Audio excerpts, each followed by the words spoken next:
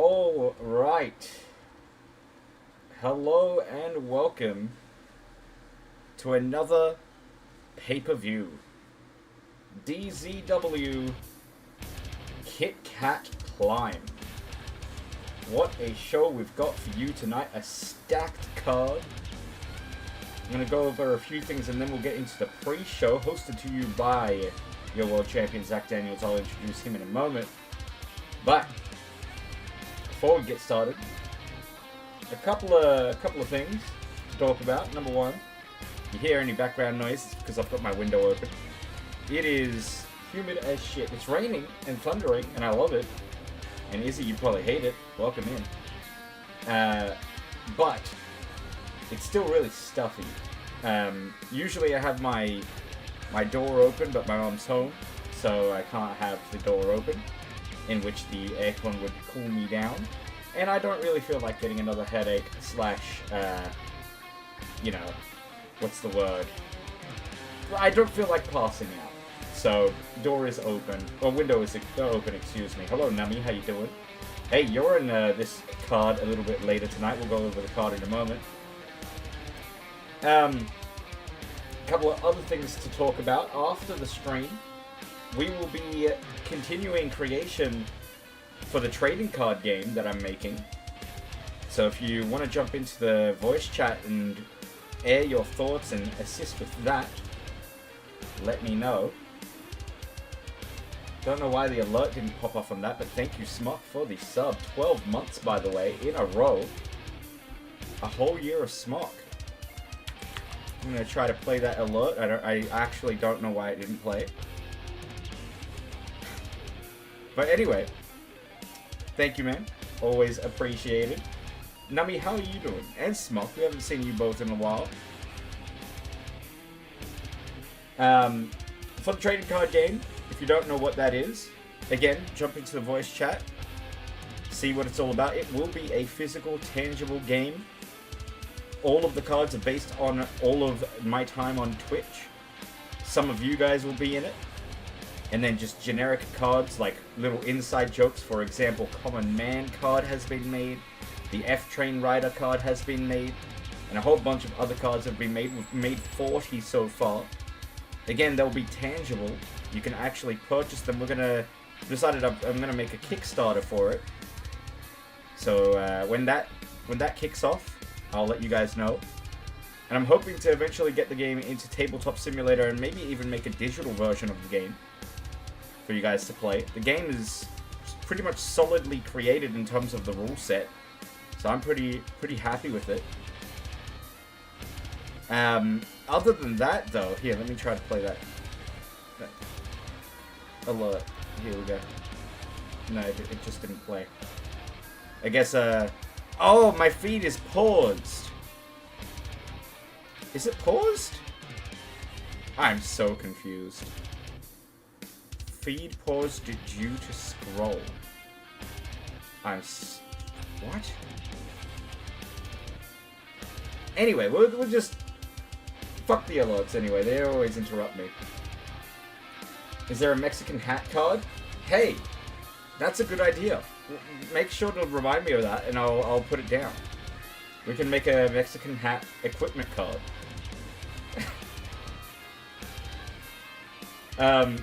But regardless, those cards will be made and I'm going to continue making those after the stream.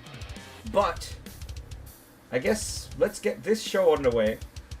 I'm going to hand it off to your world champion, Zach Daniels. Welcome to the show, Kit Kat Climb. How you doing? Are you looking forward to this one? That's not just world champion. I don't know if you know this. I'm now the WHW world champion now as well. Oh my god, wow. Well, very, very good point on that one. I'm sorry to interrupt you, Zach, but I'm also the United States WHW champion. If you don't know what we're talking about, and one Mr. Wolf Knight has started his own promotion. Wolf something wrestling? Wolf House? Wolf Howl? Wolf Ho? I don't remember. Well, WHW has kicked off, and on their first ever show, we rated We did a little DZW invasion angle. And, hey, we took 3 titles. And you're going to see a few of them tonight. One, Mr. Mendez won the Extreme title. And as Zach mentioned, he won the World Championship. I am your United States Champion. And I want to point out that it is an honor and a privilege to be the first ever inaugural United States Champion of WHW. And it's only fitting that I, an Australian, am your United States Champion. Hashtag freedom. Hashtag Australia. Anyway, Zach. Well, keep in mind, I also had to go through like 3 matches. That's true. You also like threw a man off a cage at the top of the cage twice and still didn't win the championship. It was incredible. Oh well. You aren't DZ, you and Mendez lost at the pay-per-view, Zach retained. Oh, well, it would have been nice to know know that. I still have my titles equipped. You're not even champion. What the fuck? How many... When did you have the pay-per-view? What? We're just gonna say that this is pre-recorded. Go to sleep. This entire show is pre-recorded. I don't know, man. I'm Oh, still he's going champ. off the top of the chamber. I mean, you're still champion, And he but what? misses the move. Like, hang on. We got a shout-out clip playing. It's talking over me. We're just gonna say that this show happened before your show, in the canon. Is that cool with you, Wolf Knight? Because I don't really want to go through all the effort of unequipping them before the show starts. I retained another match. Oh my god. Well, you're just that kind of guy, man. You've been our world champion for 126 days now, by the way. That's real life days. Incredible. Well, shall we go over the card real quick and then get into the actual show? Go ahead, go over the card. So, I'll jump onto camera in a second. Here we go. How you doing, chat? Kicking off the pre-show tonight, we have a big tornado tag match. And this one's going to be called by Zach Daniels. You got Redacted versus the Caden Kings. I believe Redacted's still having trademark issues with their name, which is a bit of a shame, but regardless, Adriano and Graphics of Redacted versus the Caden Kings. That's going to be a hotly contested match. Looking forward to some tornado tag action. We then move on to the second match of the pre-show, and it is a title match. My championship, by the way, the moderator title, that I share with Zach Daniels, of course. GMP fighting for it, and you know what? I'm rooting for it. I know I'm supposed to be an unbiased commentator, but I'm rooting for GMP. I quite like Blossom, and I fucking hate Michael Storm, so... Anyway, we'll move forward into the main show, and what better way to kick off Kit Kat Climb than a Kit Kat Climb match? 8 women in this matchup. The winner earns a shot at the Kit Kat Global Championship. That is going to be a doozy. Last time we had this matchup, Heidi won it, and she's in this match again. Can she go 2 for 2 is the question. We then see the Apex Predators put their title on the line. The Tornado Doubles Championship match. Kiss My Ass Club UTI. And one thing about this matchup we'll get into a little bit later in the night. Mendez suffering a very rare loss to a one Sean Hunter. How will that affect the mentality of the longest reigning Tornado Doubles champions of all time? Only time will tell. We'll then see Mimicus take on Omar. That is a brutal matchup to watch. Love me a good one-on-one 10-minute time limit DZW bit of action between these two. We'll then go into a 3 versus 3, and this one is going to be bloody, ladies and gentlemen. Blood Bowl. First thing about this match is its first blood rules. Second thing about this match is there are no rules. And third thing about this match is its elimination. Meaning, If you bleed, you are eliminated from the match. It's going to be intense. Fucked Up Doggos take on Margin Clan. Asahi International Heavyweight Champion not having to defend his title tonight because he did it a little bit earlier in Sunday Smash. We then move on to another one-on-one, and this one, it's going to be not only big, considering it's the two biggest men in the match, it's going to be in a cage, a rematch of the ages. We saw this last week on Sunday Smash, where Ayase took out Ben. Can Ben get the rebound win? Ben versus Ayase one-on-one. This one's interesting. This is a last-minute matchup.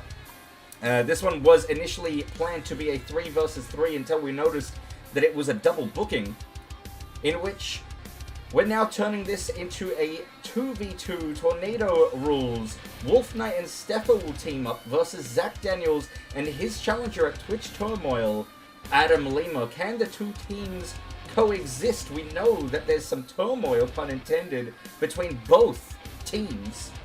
We'll have to wait and see who can coexist better. Zach Daniels in action. Talk about a world champion. You got Tiger taking on Jesse for the Women's World Championship. One-on-one. Can Tiger beat the odds? Which, by the way, she is the WHW Women's Champion, unless I am out of date on the action on that one. We'll then go into T1, taking on Dav of the Strayan Society, and I believe Smok and Gas have officially made a comeback. They will be in his corner, in Dav's corner for this matchup.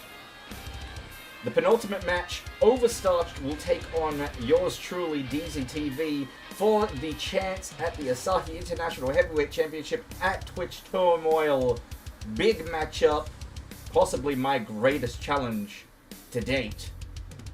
But your main event of the evening, former Kit Kat Global Champion Annabelle invoking her rematch clause to take on current champion Cheesy Chubby. Lots of action, ladies and gentlemen. That is Kit Kat Climb, and that is how stacked the card is. And Zach, I believe from here we will let you do the honors. Take it away, sir. It's all you. Great. Well, thank you.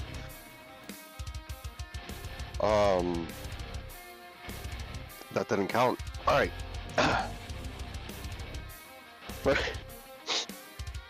Sorry. Gotta get a drink of water. That's a lie. It's actually milk.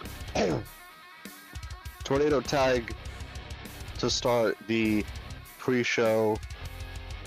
We are going to see what is a good name for Redacted. Can we get some names in chat? And some predictions? What is a good team name for Redacted? What popular trends were going on in 2014? Let's see. I can't remember. Were silly bands a big thing back then?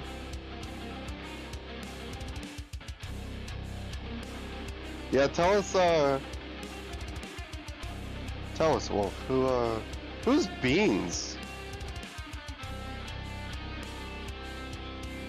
I don't even know who Beans is.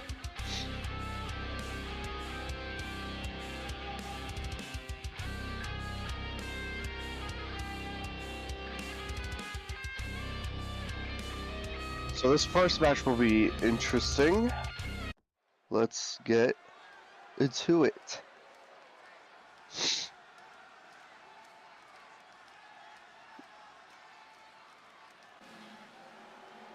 Let's take a look at this arena as the Caden Kings make their entrance. At a combined weight of 449 pounds. Take a look at the arena for Kit Kat Climb.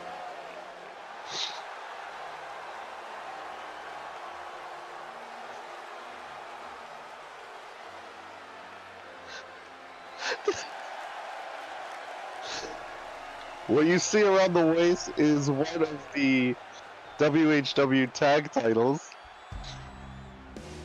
I think we stole AEW's turnbuckles and slapped our logo on them.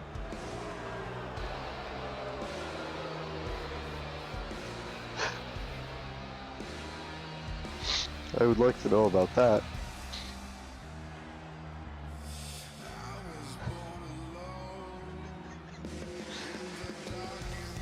But take a shot.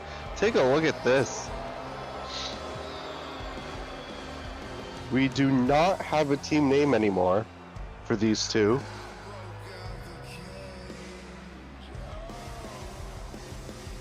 And their opponents at a combined weight of 477 pounds. Kitten Club name is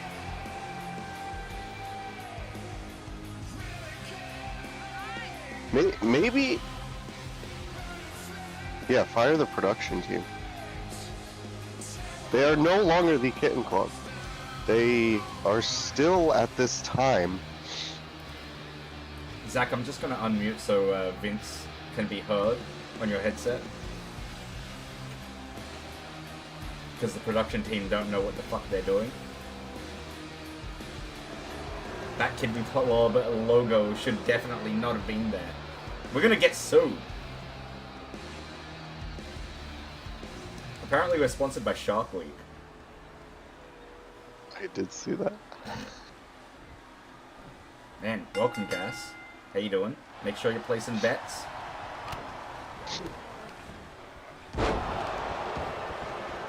And look at, oh my god, a cover already. But broken up.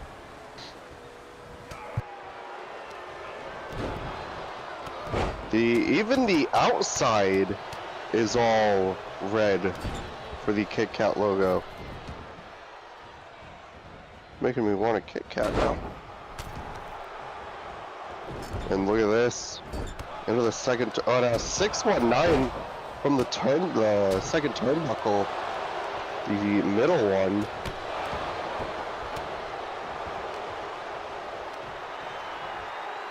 Adriano.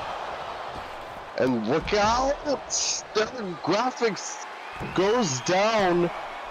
And what is Adriano doing? Oh, missing that elbow. We have the WWE official. I don't know his name. But he is reffing the opener of the pre-show match. And graphics learning from the best with a crossface on the outside. Clearly didn't learn from me because that was not in long at all. He did not have that in well enough. Back in the ring, Adriano getting punched over and over again. Takes a drop kick. Referee focused on this count. Graphics get him some offense in. And he steps back in. Oh! Graphics putting a stop to that, though. Oh! Suplex, not enough. Big boot. Oh, look out on the outside. Oh, Adriano put a stop to it. Into the barricade.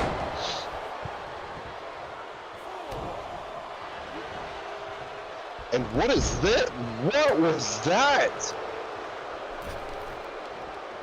Graphics a little shaken up from that. Adriano with a huge power slam. And graphics is getting choked. Adriano stops it. Big spear! Oh my god! What is he doing? Don't do it, Adriano.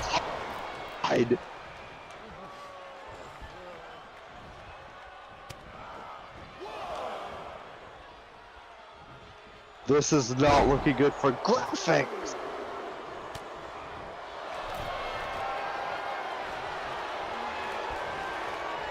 But look at this.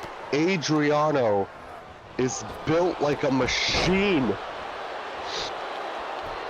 He better turn around though. Breaks that up before it even gets to a 1. And continuing. We just watched Adriano take a splash right onto the outside, missing everything. Breaking up another cover. And he is up like nothing hit him.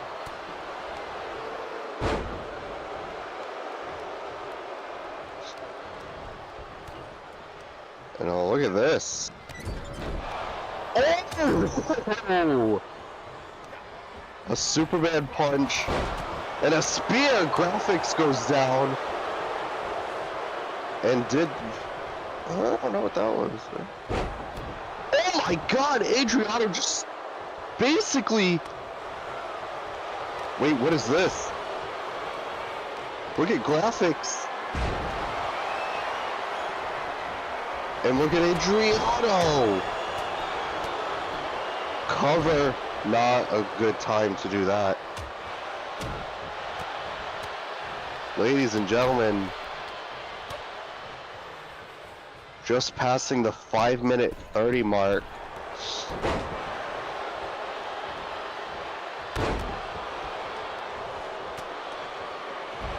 Graphics rolling to the outside. Adriano's... Wait, look out! Graphics taking a fall once again. He is down. And keep an eye in the ring. Arm drag. Cartwheel drop kick.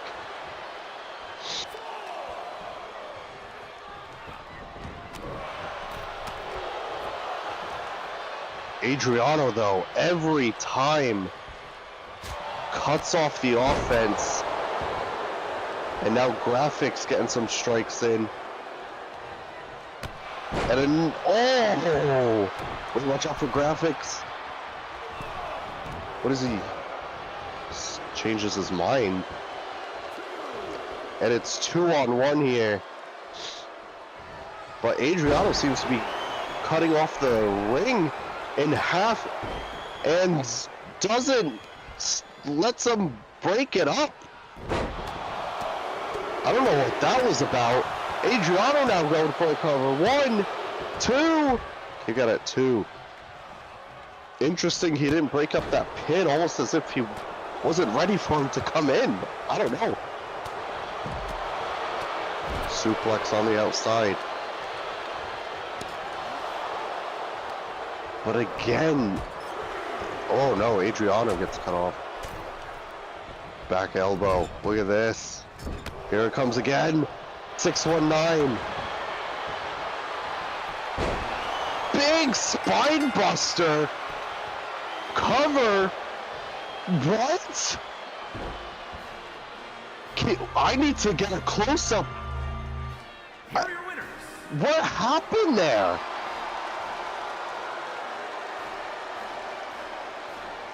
Caden was choking graphics, but I didn't see a tap out, or he may have just passed out. I was looking at the pin.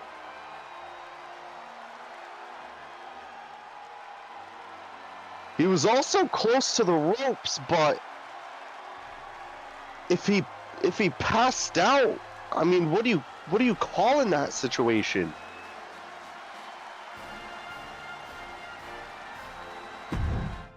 Wow.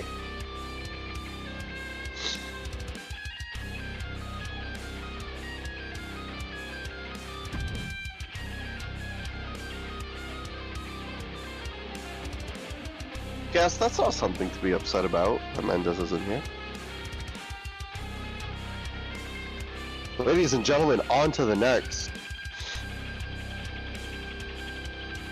What a stupid fucking For opinion. the Moderation Championship, Binsby will defend against GMP.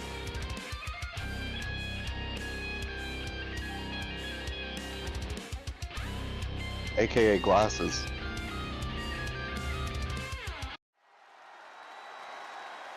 we heard from DZ earlier, The following contest is a steel very much wants cage match. Glasses to win. And is for Let's let the commentator do this. Internet's Cruiserweight Ring announcer, sorry. Championship.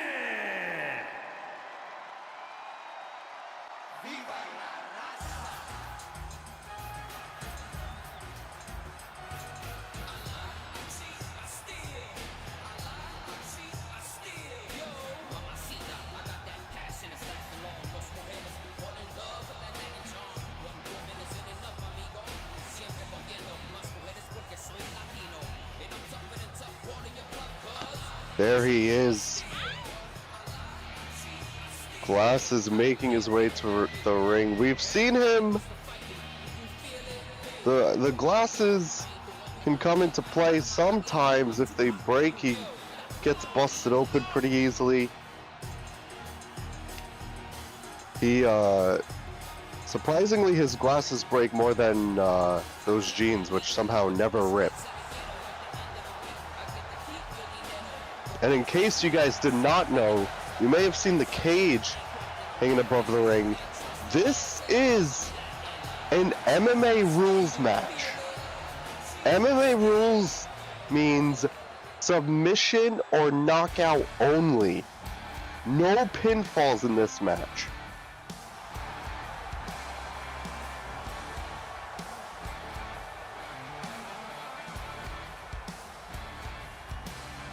That may change who you want to vote for or predict.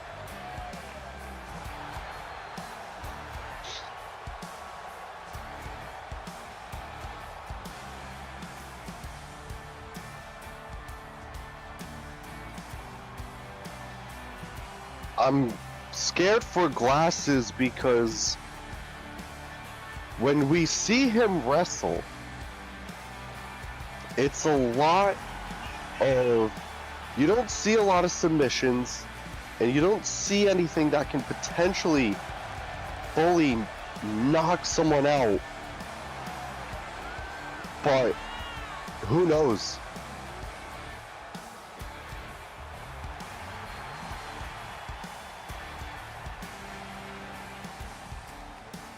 Glasses might have the reach if we're talking arm's length and MMA rules. I'm not 100% sure, but I believe Glasses has the height advantage. Let's find out.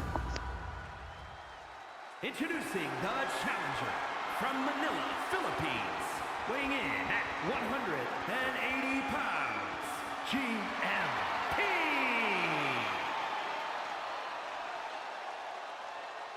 And his opponent from Fresno, California, weighing in at 216 pounds. He is the World Internet's Cruiserweight Champion, Michael Storm.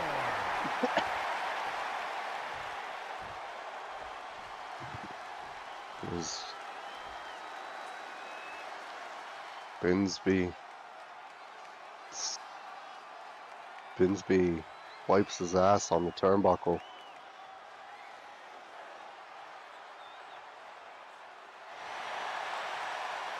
It is for that.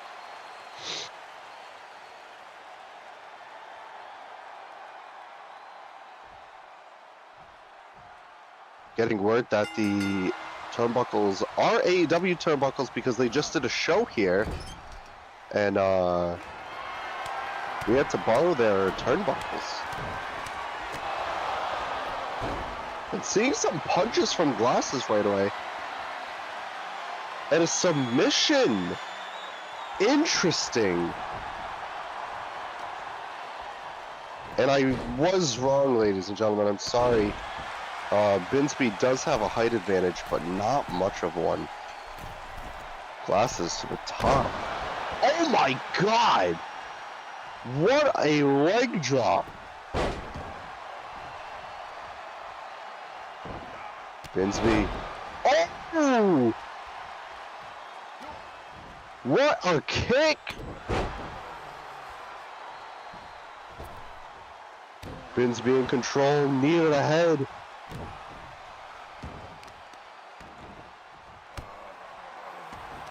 And a kick to the back. Working on the arm. Possibly an early sight that he might go for a submission to win this. Unless he can just cleanly knock him out. What is this? And a superplex. Picks him up, combination, Falcon Arrow. This is not looking good for Glasses. Squeezing the head in between the thighs. Glasses not tapping though, able to get out at a big clothesline. And a knee to the head. And a standing moonsault. And oh, another one. Glasses kicked him with those boots on.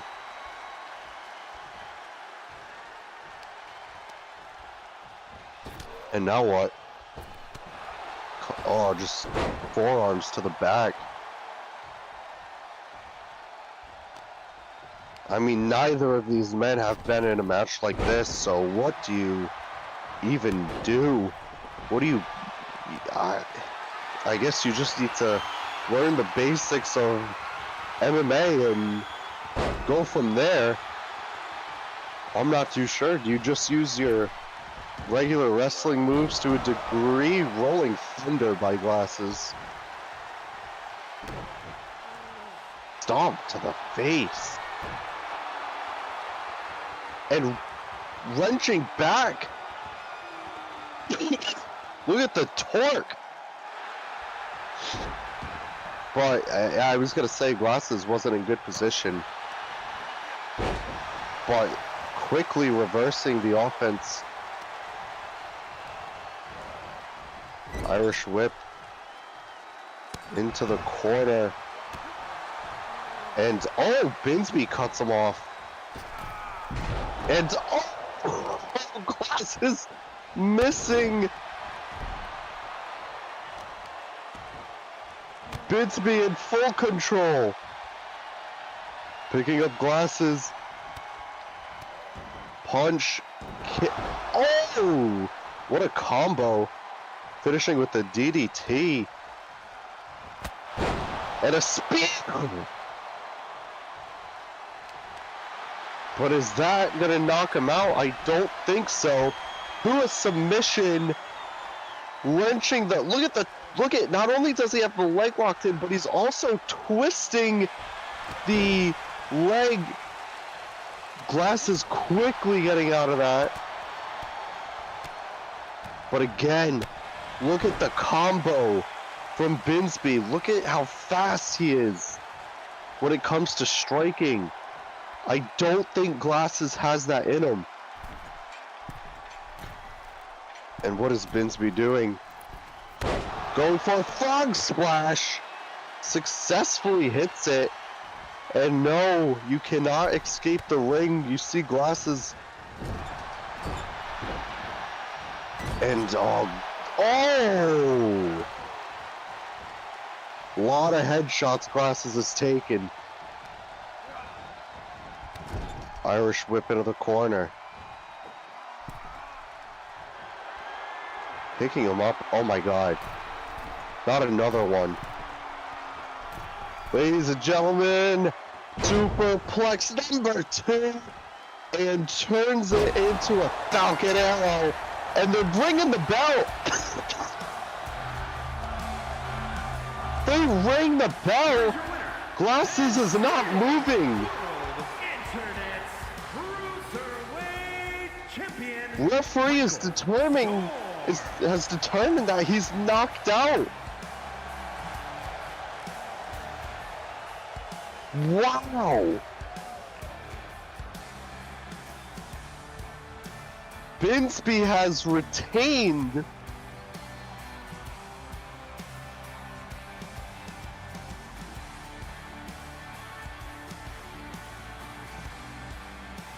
Wow.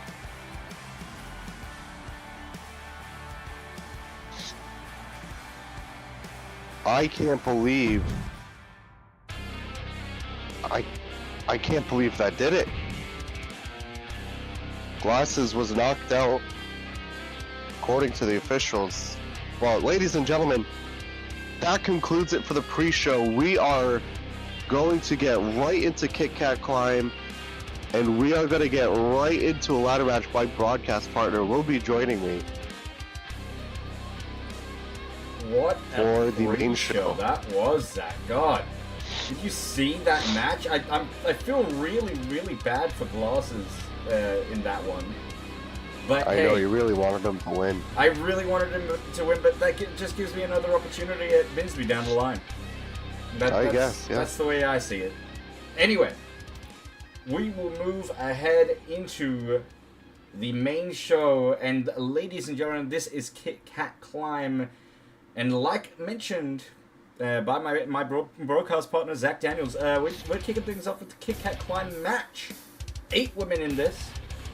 The winner of this will earn a contract they can cash in at any time on the Kit Kat Global Champion, currently held by Cheesy Chubby. We'll have to wait and see if she is still champion by the end of this. But 8 women in this one, and as you can see on the board right now, those women are as follows. We've got Jess, Isabel, Supreme, Jess, and Jess93. 3 Jesses in this match, so not to make it too confusing. Katrina Silverweb with a massive opportunity. She is 6-0, as in 6 losses, 0 wins. So, hey, this could really turn around her story. We got Heidi, the former Kit Kat Climb winner. She won the first ever Kit Kat Climb match. Can she go 2 for 2? Yuggy and Chief Keith in this, and a surprise entry in Izzy has been selected from Proving Grounds. What do you think of this match as I set up the predictions? Who's going to take the win in this one? You speak about Izzy being brought up for this match. I don't know if it's a good idea, only because we know the struggles she has had when it comes to big matches. Jesus. I'm sorry to interrupt you here, Zach, but... No, it's okay. I'll let that go. 5 subs from Smock. Damn.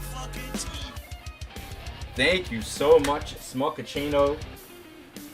I really, really appreciate it. You are a gentleman and a scholar. And remember, you have an invitation to the voice chat that we will be doing after this stream, as do everybody else. However, we will be taking it seriously. It's not going to be a chill night, a regular voice chat night where we just fuck around and play games. We're going to be making work on the TCG. So Gloss is going to be joining me, helping me build some more cards. If you guys are at all interested in this trading card game that we are building, come on through. Again, it's going to be a tangible card game that you will eventually be able to purchase. We are setting up a Kickstarter for it, and we're looking to make it digital as well. But anyway, I really appreciate it. Back to the action, and sorry, you were saying. Yeah, before I was so rudely interrupted,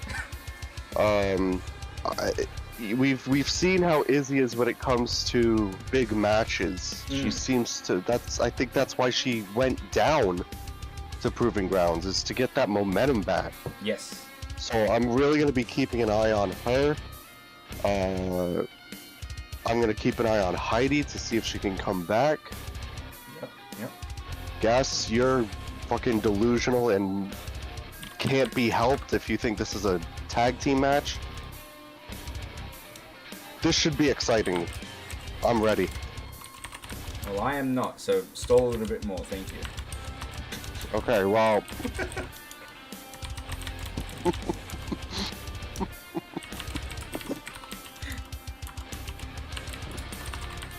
I feel like Supreme Jess has also been struggling a little, no? Yeah, absolutely she has.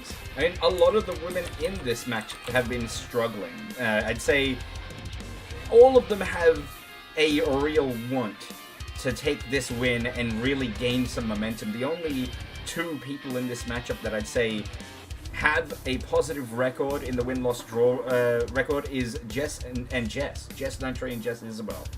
Everybody else is kind of in the negatives, or at least 50-50. But to answer your question earlier, Gas, it is Katrina who has not taken a single win in Season 2 as we approach the final end of Season 2. And welcome on in, Mendez. Shall we get started? We've got the predictions in chat now. Yeah, guys. Predict for one of those two teams. Let me know which one you predict. Alright, here we go.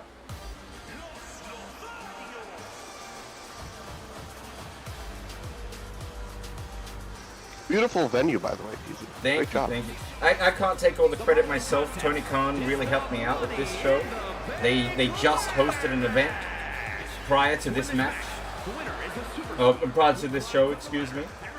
As you can see by the turnbuckles. Those are stickers, by the way.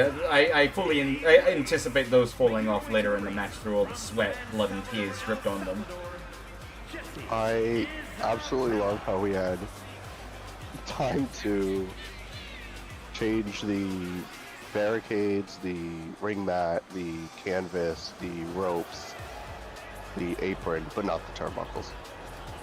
It is what it is, man. As Jess Isabel, shut the fuck up, Zach. Jess Isabel making her way to the ring.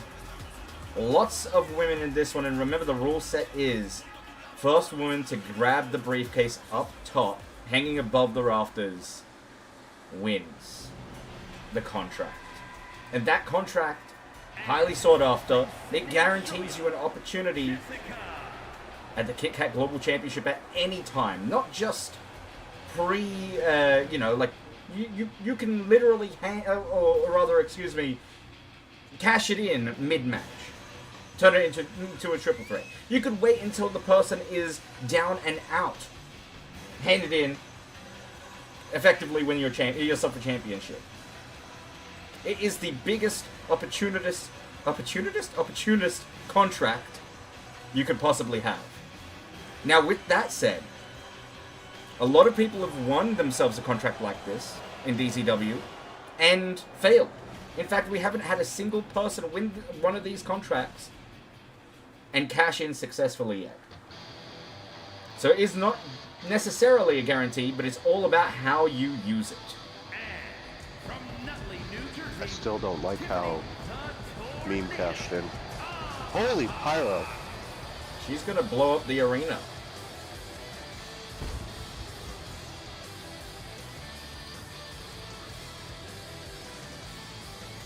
Yeah, what was $14.99, is he?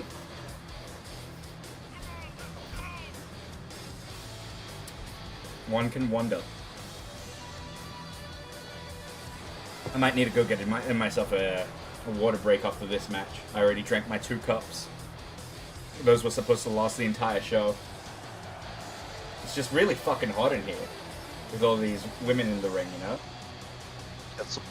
No, I think it's just because you're sitting next to me. Oh, that's why? Yeah. Can you turn down the heat, please, Zach? Save it for your match. No, it's not. It's not the heat. It's just how hot I am.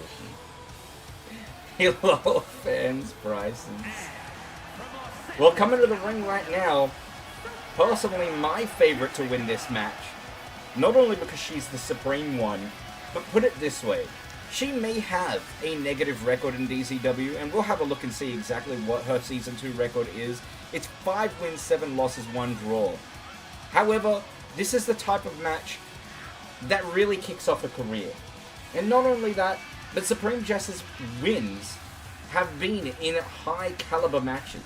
She wins the big matches. I can absolutely see her taking that briefcase and becoming your Kit Kat Global Champion. I'm actually going to agree with you. I could totally see her winning. Well, if it's And not if her, not, then it's a skill issue. for that, you got that right. And if it's not her, in my opinion, it very well could be the person who has won this matchup before. The experience. That's what I was going to say too. Yeah. Heidi in this match, we'll see her a little bit later on. That is a force to be reckoned with. I think. Is this Heidi? It is. Speak of the devil, and she shall appear. I believe height advantage, strength advantage, all goes to Heidi in this match. And that's kind of what you want in this type of matchup as well. Allows for you to climb the ladder, reach up for the briefcase. You don't even have to climb too far if you're tall like Heidi. And just shrug her opponents off.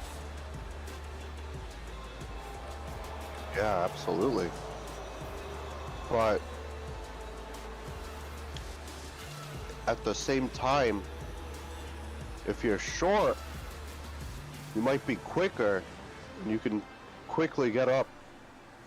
If if someone's at the top already, You have you that might right. be able to get up there real quick.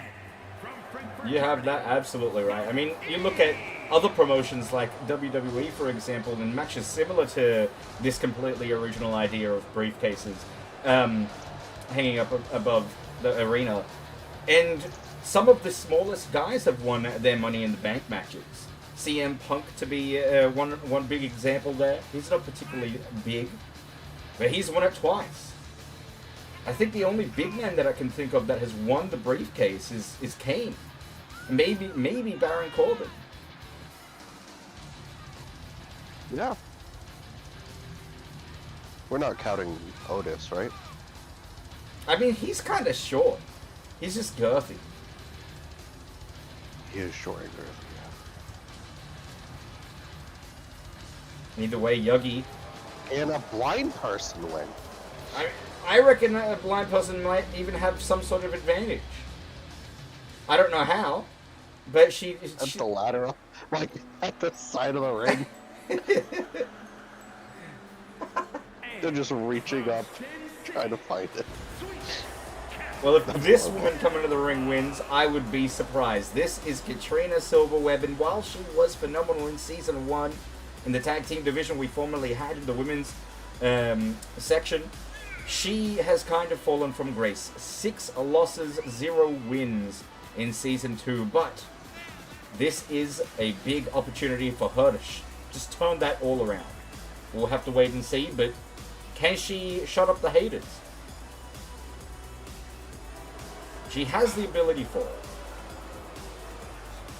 Does she have haters, or have people just given up on her for this season? Oof. That is the I real don't question. think people hate her. I think they've just moved on to someone else. She needs... Well, this would be the biggest win you can get if you're her. And that someone else could very well be Izzy. Look at this, a new look for the Whoa. hijabi princess. Donning the dark hijab and cloak to the ring. I thought it was Kylo Ren.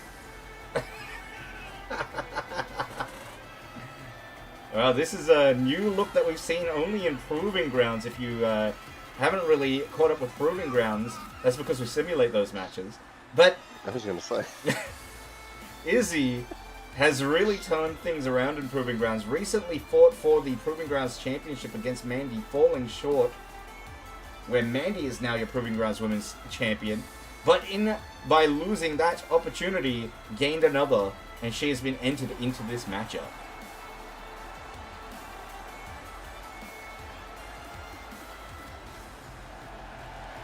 And of course, if she does win this, she gains automatic entry into the main roster again.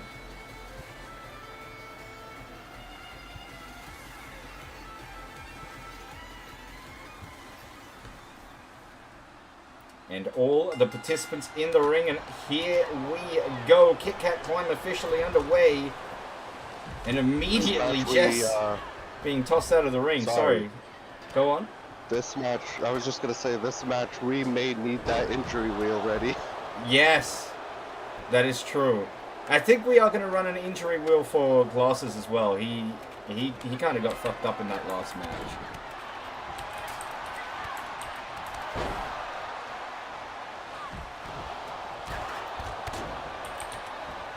Just getting that up in a second.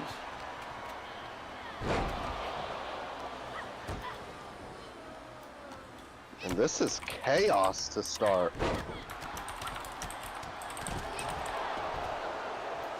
Well, 2 women remain in the ring. It is Izzy and Jess Isabel, and these two have gone to war in the past.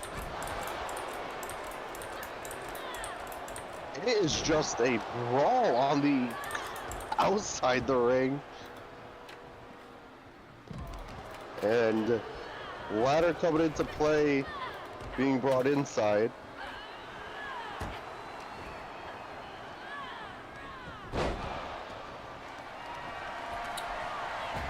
And notice how we have a commentary table close to the ring now. Hopefully, these women stay away from the commentary table. I don't know why Baron Sexton is here again. But he's here all the time. We just turn his headset off and he just talks. He doesn't even work for AEW, who did a show here recently. Why is he here?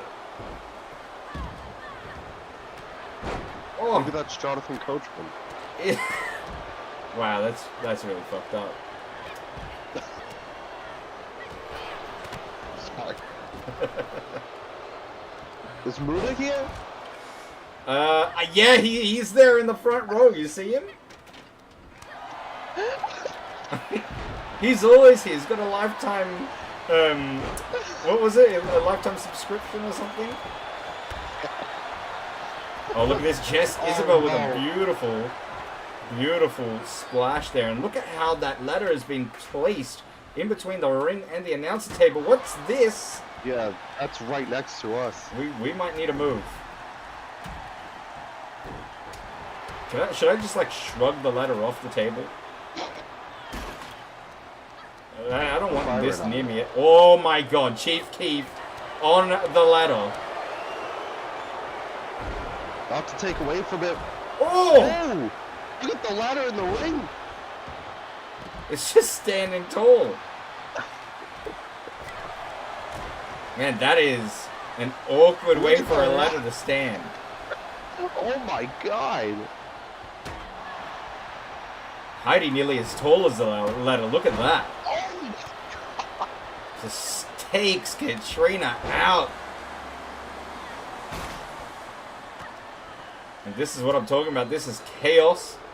Every woman wants an opportunity at the championship, and this will really guarantee them with that contract. Oh, just raining down punches on Jess 93. Did you just see Izzy? What happened? She just did a baseball slide under the ladder that is set up and kicked Chief Keef. That's phenomenal. That's what I'm talking about, though. That's the kind of ability that she brings. Hopefully, back to the main roster as Heidi climbs. Heidi, the first to grab the briefcase. He's got it. But Jess is... Oh my god! Oh my god! Was that Jess 93? Oh god. Look at how Heidi's just knocked out on the ladder. Yeah, I know. Her leg or something was definitely twisted there. That could be the end of her night. Maybe even the season. Who knows? As a chair makes its way into the matchup. I think Izzy used it on Yuggy. Oh, Jess Isabel with Yuggy on her shoulders. What's she going for? That is just painful. Yeah, you do not want to be in that. I feel like that chair underneath her as well is a precarious spot to place it. Sidewalk slam there from Supreme Jess. What a kick. Oh, but Jess Isabel right there with the drop kick. And did you see how Izzy landed on the ladder? Right on the bottom of the ladder. The worst place of the ladder to be dropped on as well. The edges, the sharp points. Absolutely. Oh my god! Oh. Izzy placed on that ladder in between the announcer table and... Look at Katrina. Yeah, she's going for it. Shit, nobody's stopping her. No one. I don't. Do they know? I think they're all just trying to fight each other. They don't even care that Katrina's going for it. Is he trying to stop her? Oh. And makes a last-ditch effort. Is he gonna steal it? Going for it. Can she do it? She's got it. Oh my god. Katrina was so close. Here is your winner, and Miss Money in the Bank, KFC. Katrina was this close, ladies and gentlemen, but Izzy takes the briefcase. Wow, what a way to finish that match. All of the other women just chaotically brawling on the outside, didn't even pay attention to what was happening in the ring. Yeah, those people on the outside, that left side, I feel like they should all be in a big match down the line. Definitely. That definitely turned ugly on Oh. that side. I'll tell you what, I feel bad for Katrina, but Izzy takes it and she gains automatic promotion back to the main roster. No more That's proving the grounds for motivation her. when I was talking about for her. Yeah. But the question is, when will she cash in? And will she do it successfully? Well, that we'll have to wait and see. We move on to the second match of the night. 10 matches tonight. And another title match. And this one for the Tornado Doubles Championship. We've seen these two teams go to war. They have been brutalizing one another. We saw Sean Hunter and Mendez backstage, where Sean jumped off the top of some high portion of the backstage arena and just landing flat on Mendez, injuring his midsection. And a quick reminder that no matter who wins or loses this match, Sean and Mendez, due to that backstage brawl, have both been fined and suspended for a week. So after this match, they will no longer appear until Twitch Turmoil. And then we even saw Drunk John versus Razin, where Razin took a definitive victory, and Sean came out with a chair to attack. Oh no, excuse me. Well, that was after the Mendez match. There's been so much brutality between these two rivals, these two rival teams.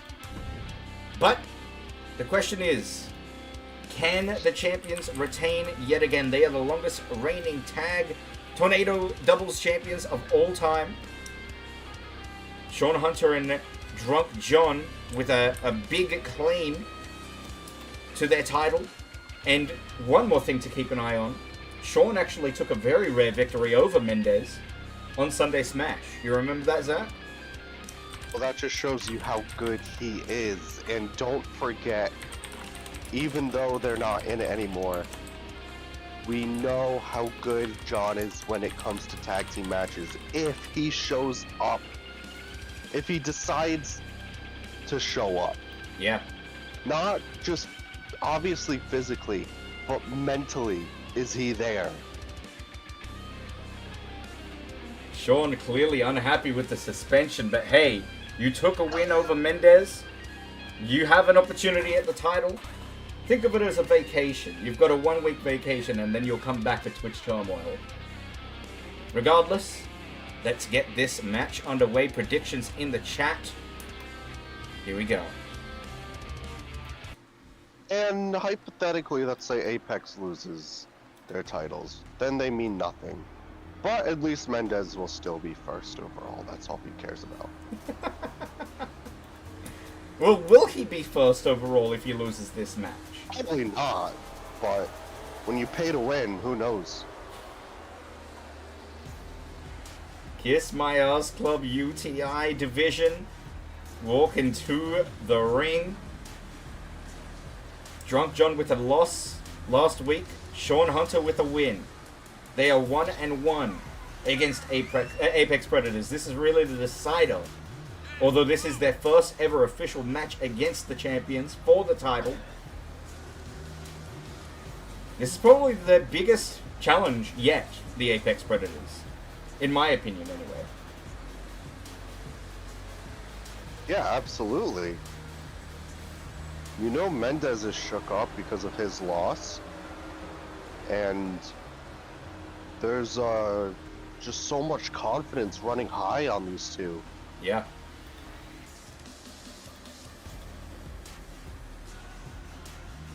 Well, they will kick things Yes. off. They are in the ring. Feel like I interrupted Gas you is there again. no, Gas is delusional. Are you fighting the crowd again? No, I'm fighting a moron.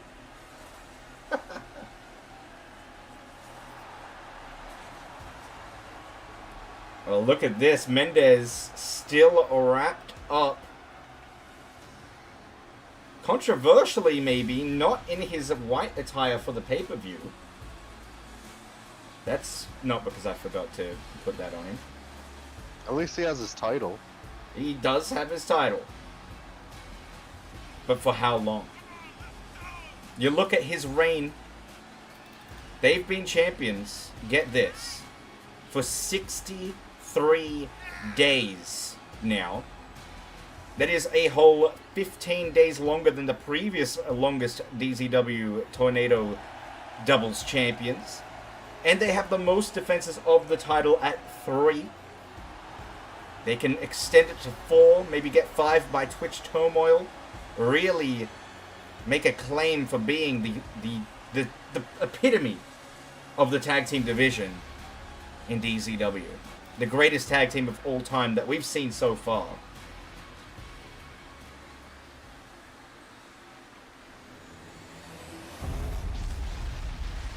A beautiful title that I've gone on record saying that I would love to see in the Kiss My Ass Club. Big opportunity for Sean and Drunk John to do just that. The World Team Championship! Introducing the challengers at a combined weight of 429 pounds. And remember, ladies and gentlemen, we have channel points where you can improve your character. 99 pounds. You want to predict so you can get more channel points to spend on improvement.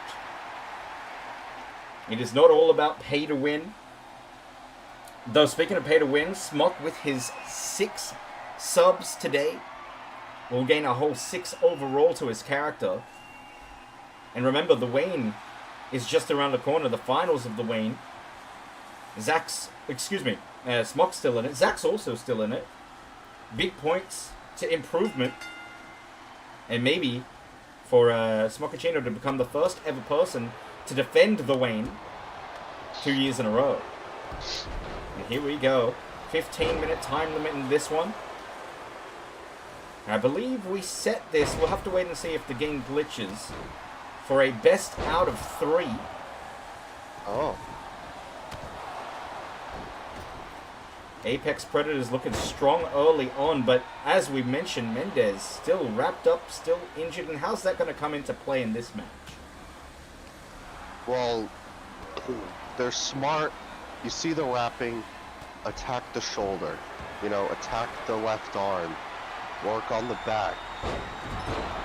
Sean's beat him. He knows how to beat him. Oh, It's Drunk not like John. he's gotten... That's exactly what you want to do right there. See? John, we know how great John can be in tag matches. I know I said that before, but you also know in these matches he has tripped before trying to break up a pin. He has danced on the outside of the ring instead of breaking up a pin. Oh, super kick to Rosin to the side of the head. Excuse me for interrupting. No, I'm just saying, what kind of John are we going to get as the match goes on? Well, so far it looks like John actually has gone in with a game plan. And to answer your question, Smock, you won the first ever Wayne, and we're about to finish off the second ever Wayne tournament. And that will be happening right after Twitch Turmoil to close out the season. You won the first one. Can you do it 2 years in a row? You're already into the finals, the semifinals. And the finals will be the pay-per-view event after Twitch turmoil. I'd also like to say, John texted me 2 hours ago a photo of him watching a hockey game and drinking a lot. So he's buzzed for this match. Oh my god, Sean Hunter! German suplex from Mendez, and did you see how he landed the back of his head on the chair? Yeah. Hopefully Byron checks on him. Nope, Sean's just gonna give it right back to Mendez. Remind me after this match to do an injury check for some of these wrestlers, yeah? Yeah. This official's ref at every match. Yeah, because I forgot to change him.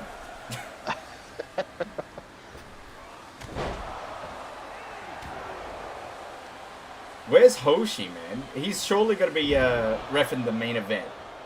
At the very least. Maybe he had another family emergency. Oh, Samosa Slam! Sean with that reversal! Wow. I've never seen the Samosa Slam reversal quite like that.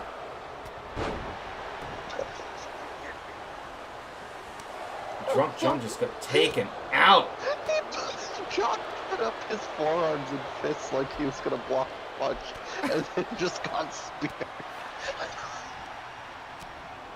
I would also like to say that John texted me a video of him drinking Bundaberg rum whilst he was driving to the venue, so he's got that domestic violence juice pumping through his veins. That is also an accurate, likely story. Look at this pinfall, Drunk John! Kick out at 2. Mendez trying to take the first point. And I've got a question for you, Zach. Considering how WHW went, the first ever WHW event, will we be fair in the point structure if the game glitches? I don't know. We may need to add more tag teams to this match if we have to redo it. Oh, we're just ribbing you. We're just making fun. Look at that spear tackle from John in the middle of the ring. Mendez, shoulders down. Oh. But a kick out at 2. Not sure what Sean's doing. Well, he took Rosin Rosin's out. so close. And now he's separated the 2, just like you always say. That's exactly what you need to do in these kinds of matches. Don't know why Rosin is taunting. Welcome on in, Rosin. Big shoulder tackle from John. Mendez still groggy on his feet. Spine buster. Going for the pin right in front of Mendez. Referee doesn't see it. That could have been 3. That is bull. 2, Mendez. And a tag team wrestling chant from the crowd. Look at that shoulder tackle from Sean. That's great, but now you got both of them on the outside.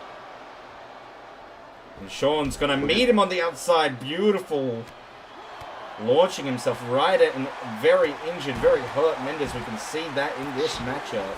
But he is fighting. He is a fighter.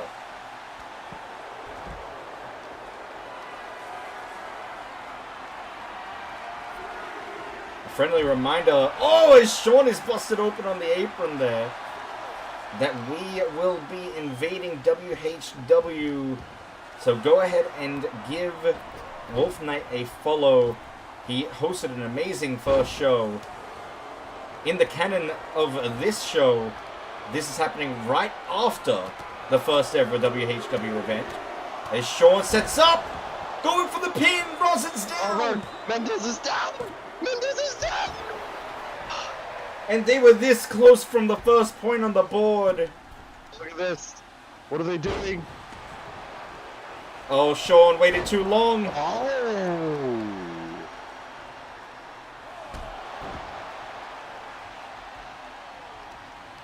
8.5 minutes left. We are at the halfway point, and Mutahar is loving things on the outside, and as is the crowd. Rosin just got suplexed. His leg hit the apron, the injured leg. of the Tornado Champion. Sean needs to help Sean. Rosin trying to shrug it off. But we might need to do an injury check for Rosin. What is that move? Oh, the double knee on the injured leg. What's that submission called? The abdominal stretch. Something about an octopus. The takoyaki stretch. Sean missing wildly with that drop kick. 2-on-1 opportunity here. Yeah, but John's gotta help. Rosin's taking it to Kiss My Ass Club. Oh, but he misses wildly with that launch. What is he doing? He might be a little bit drunk. I think he's got head spins. Oh, body clash. Still no points on the board at this 7.5 minute mark. If this was a normal DCW match, this could very well go the distance. Gas, Oh, look at that combo. you're in the Strayan Society. Smoccacino leads the Strayan Society with Dav and Gas as his lackeys. This isn't looking good. I Sean think John fighting. fell asleep. John asleep on the outside, but look at this smarts He heard me. from Sean to roll out. Oh, Rosin! I think he hurt his leg even more. Look at him. They're both hurt. Look at John. Going for the pin here. Rosin sees it. And he interrupted the referee's come on. count. Come on. That should be a disqualification right there. Are you kidding me with this official? John being double teamed and Sean doesn't know quite what to do. Mendez with a spine buster. But Sean Hit the right ref. there to break it up.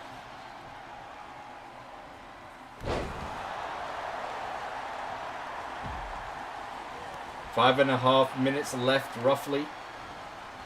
What do the Kiss My Ass UTI Club need to do? Both get out of the ring, reset, talk to each other. It looks like they're doing just 5:30 that. left. Oh my god, Look out, god, I guys. thought they were going for a double launch there. Mendez landed head first. He did. May have hit the shoulder too on the ground. Maybe from a miscommunication from Rosin there, because both of them looked like they were going for the same thing. Rosin stopped gotta go just after as Mendez Rosin. took to air.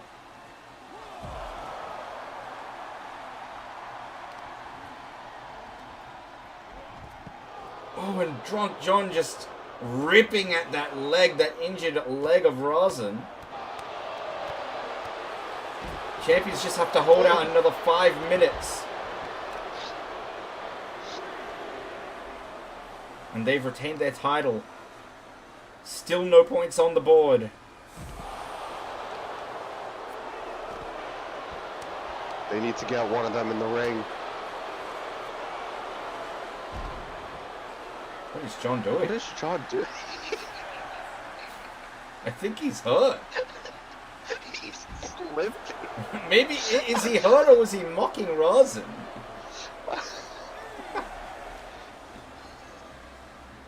Kind of 8 on the outside here. He could just be stumbling too. He could just be straight up drunk. Oh, here we go. There you we go, go. John. Very good communication from these two. No, no. Oh, I thought he was gonna throw them both in the ring. Just keep Mendez on the outside. Sean Hunter got to do some work on Rosin on the inside, and this could be it. Oh! Oh, but Rosin very look smartly at- rolls out. Oh no. Oh, what a Oh my clean slide to the God. back of the head. That looked like a shoe. Very well could have been. These two teams do not like each other. What are you doing, John? He's waiting for Raza to get back in. He threw him over there. And now he meets him on the outside. And immediately eats a neck breaker. Something's wrong with his leg. Oh, backbreaker from Sean to Mendez. You know, I got a theory that these two are going to eventually like each other. Like, they'll be friends, Sean and Mendez. And they can start the team Sean Mendez. No. I think that's the last thing that's going to happen. Oh, look at Look at this. though. They cut him off. Oh, Sean going for it. Raza with the reversal. That was Sean's finishing move. Yup. And Raza's setting up. I think he was going Sean's for the gonna Samosa break it Slam, up. but Sean reverses. Oh. Sean hit it. Sean's hit it. Mendez on the outside taunting. Sean has got the first point for UTI. And Mendez wasn't paying attention. Spinebuster. Raza takes the first fall. And 2 minutes left on the clock. We will have new champions if the current champs can't get points. Ooh.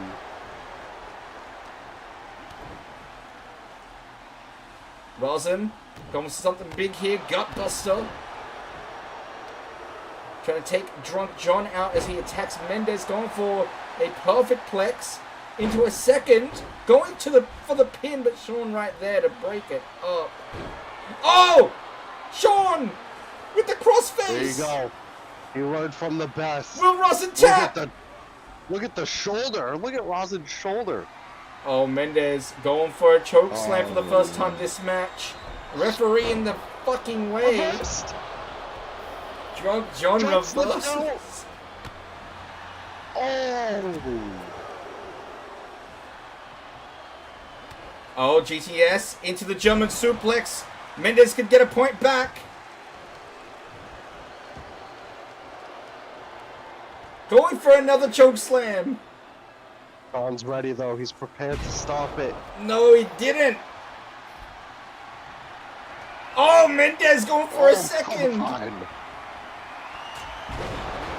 Mendez could have a point here. Sean is down. Oh no. Drunk John just kicked out.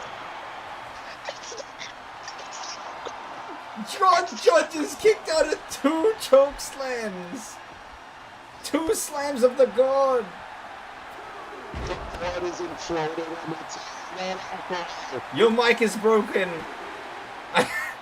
30 seconds left. We will have new champions if the current champs can't get back in with at least 1 point to make it all draw. Drunk John with a big spine buster and a second. Drunk John. A pin on Rosin. Do we have new champs? We do. Oh my god. Here are your winners, and the new World Team Champions.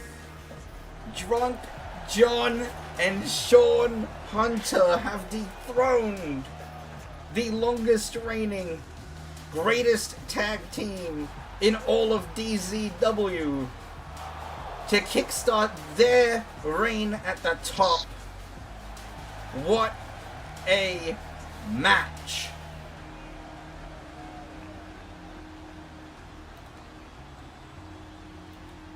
Zach, how are you feeling?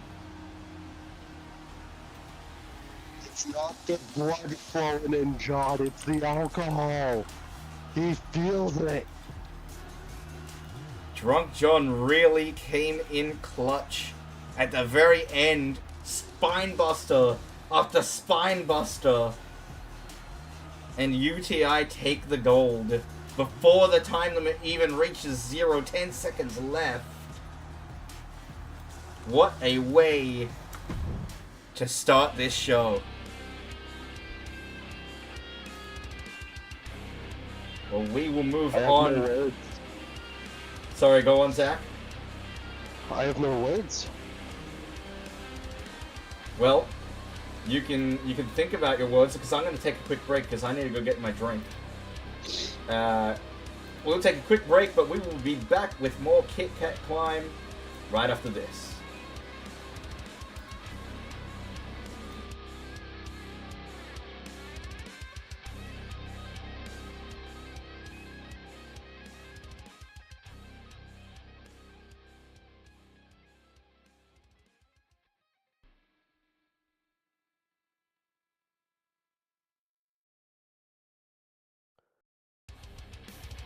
One army.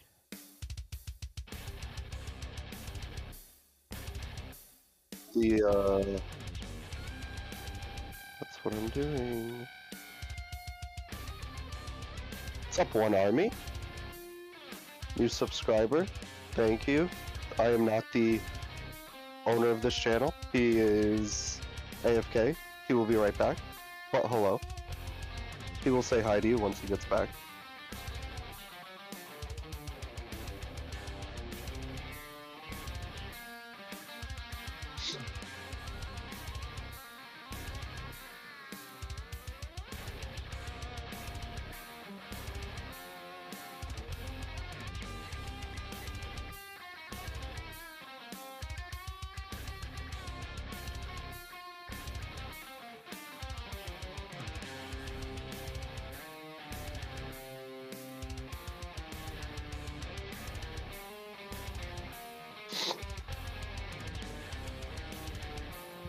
One Army, DZ will, when he comes back, he'll, figure that out.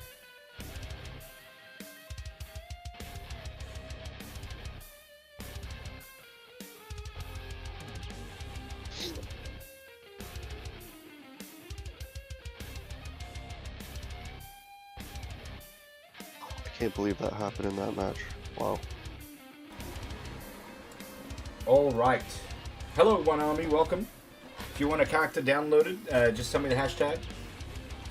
We are back for some more Kit Kat Climb. What a show we've had for you tonight. We've seen Binsby retain his moderated championship, but new champions in the Kiss My Ass Club, Drunk John and Shauna Hunter.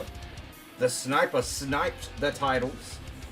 And of course, Izzy grabbing the briefcase for an opportunity at the Kit Kat Global Championship down the line, but we will move on forward.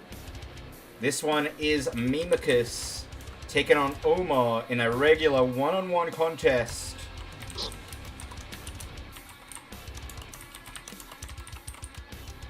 Predictions in the Twitch chat are up. Place your bets. And let's get this match kicked off. What a show. It has been phenomenal. I need to open a window because I'm sweating. And it's like 30 degrees here. I don't know what that is over there, but... 30 degrees Celsius? No, 30 degrees Fahrenheit. Isn't that cold? Yeah, 2 degrees below freezing. So why the fuck are you, like, cold? What? I'm so confused. Because I'm jumping around in my room, dude. I'm standing up doing commentary.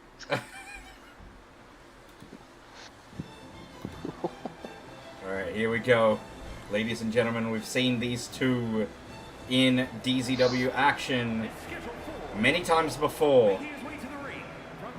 These two fighting to climb the league table, fighting to get some points on the board, fighting to climb the power rankings. And a big opportunity for both men to enter Twitch turmoil with some big points on the board. Who will they face? And the question is, I think, for the last match as well, what happens with the doubles championship? Tornado champions have been dethroned. I wonder what we will see next week. I won't see number 1 overall anymore. Maybe not. Someone's been quiet since he lost. Well, somebody who has usually kept quiet in our chat, in our community, doing reps in the gym, getting buff, getting big, trying to make a statement in the DZW League. Omar heading to the ring, but a big opportunity for him to take on one of the greatest former Asahi International Heavyweight Champions in Mimicus.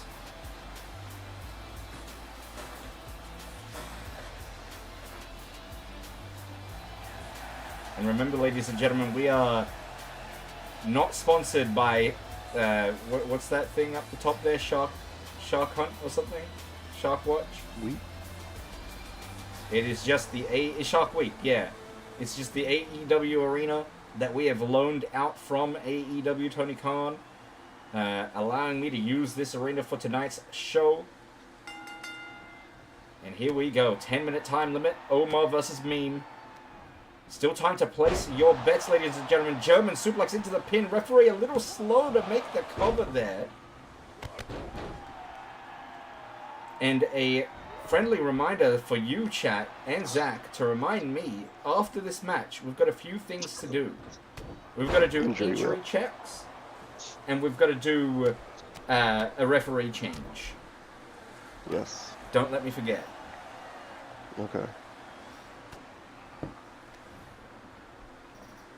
Meme has Omar up on his shoulders, drops him and just hits him with a forearm.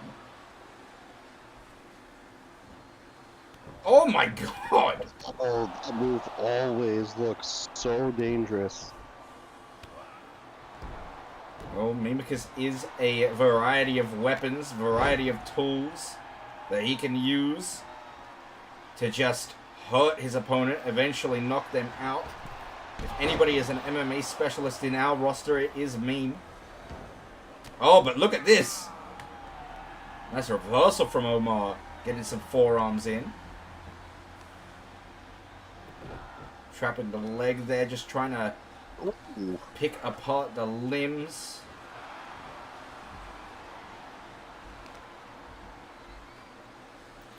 Fight to gain control early on. I'm getting messaged.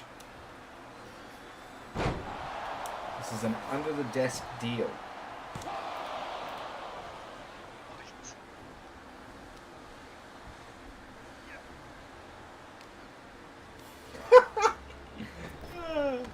I'll think about it. I'll think about it, Rosin. For the right price, I'll think about it. Oh, Omar! Busted open with that big boot. It's easy. What did he say? I can't say. It's an under the desk deal. Alright, I'll give you an under to the Okay then. Omar busted open, broken nose maybe, going for the pin then. Kicks out at 2.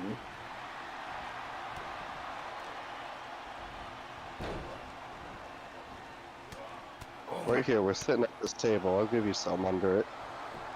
That's a little sus, Zach. No, not. Never mind. I tried to ignore it for you, but you just had to bring it up twice. Man, Meme is just brutalizing Omar right now. Speaking of bringing stuff up, I know has nothing to do with this match, but I don't want to forget it. Oh, Blue Thunder Bomb, hold on. Going for the count. Going for the pin, 2 count. Kick out. And go on. For Ayase versus Ben, I feel like the winner of that match should face Bonesaw down the line. That would be a great match. Because we've seen Ben with that elbow drop. But yes, oh, what is Meme doing? This is grabbing, ripping at that bottom string there. Man, Omar is bleeding up a storm. Maybe popped a blood vessel. Or maybe that blood has enraged him. It could definitely get the adrenaline going, but if Meme can cut him off, that'll stop pretty quick. Oh my god!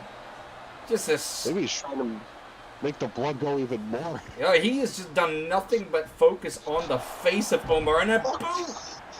Speaking of, straight to the face. Man, Omar's gonna have to wear one of those Cody Rhodes masks after this match. Undashing Omar. Undashing Omar. Oh my god!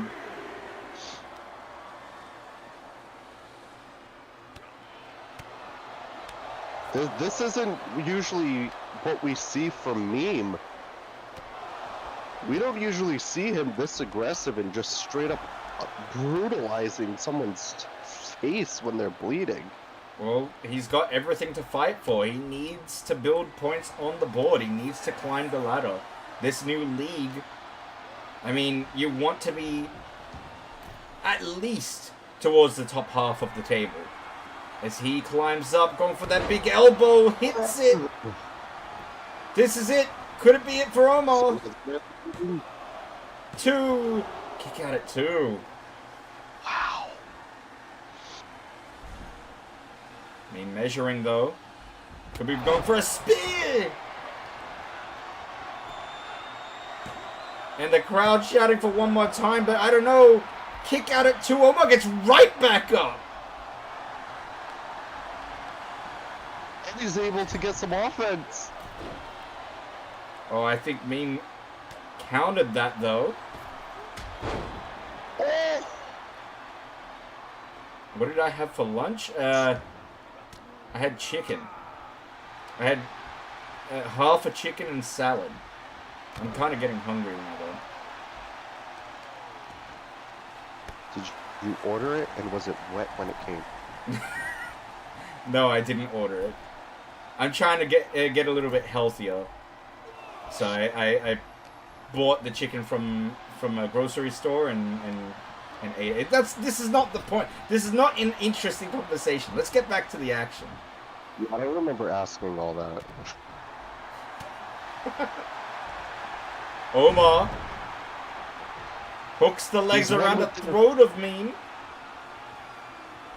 Beautiful submission. Oh my god. Meme with the elbow straight to the head again.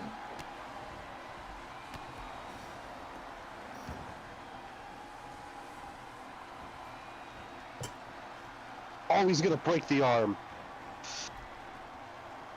He's going for that double he's- knee we've seen on many an occasion in DCW.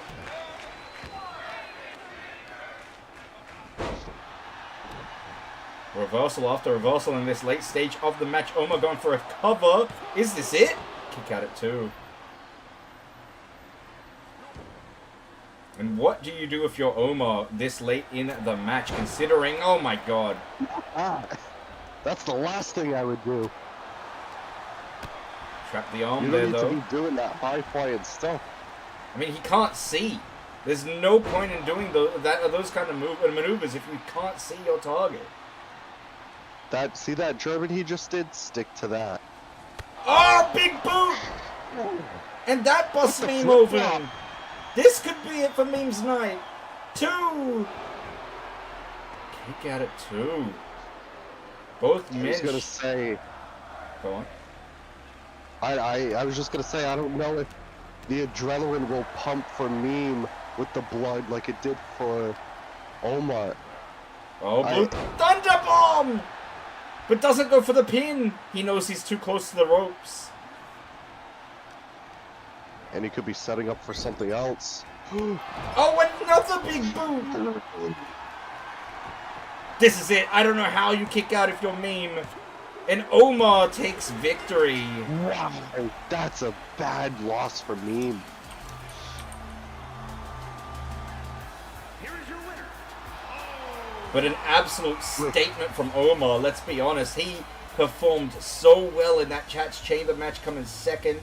Nearly took it from Overstarched. Could have been in the Asahi International picture with a win there, but he takes a win here, and that's what matters. Well, that's what I'm saying. I mean, Meme did so much damage to his head from start to end of the match.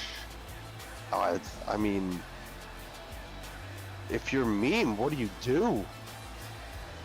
Honestly, I think both men performed phenomenally, but Omar just had that dog in him. He just wanted to win, and he kept getting up time and time again in a well-deserved victory.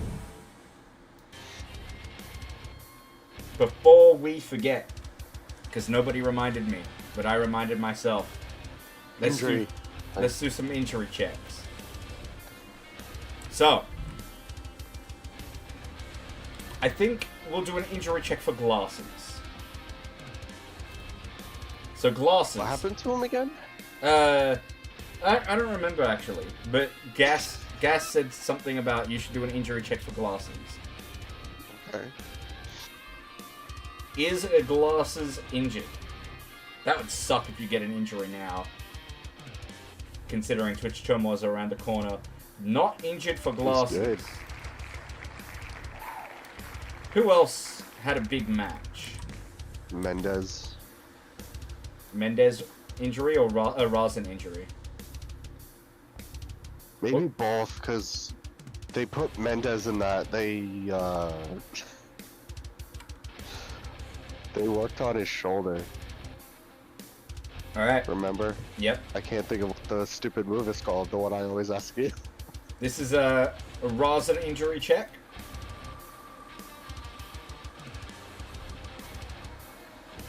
And Razin, very close but not injured. Now, Mendez is fined and suspended for a week. Right. If he's injured... So he might, if he's injured during the suspension, then it doesn't really affect anything. no. Well, we'll just spin anyway. This is Mendez check. Mendez surprisingly not injured. Should we do a check for Meme or Omar?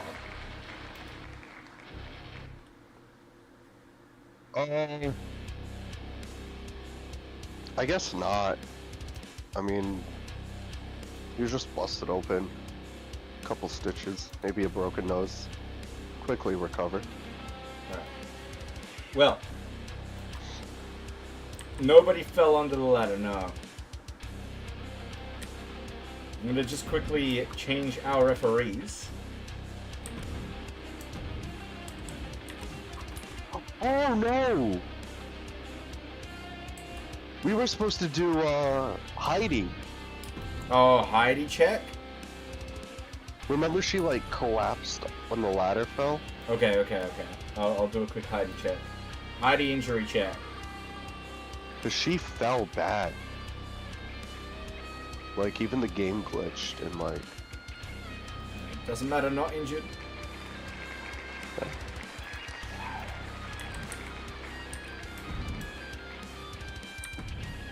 Stall for time for me while I edit a few things.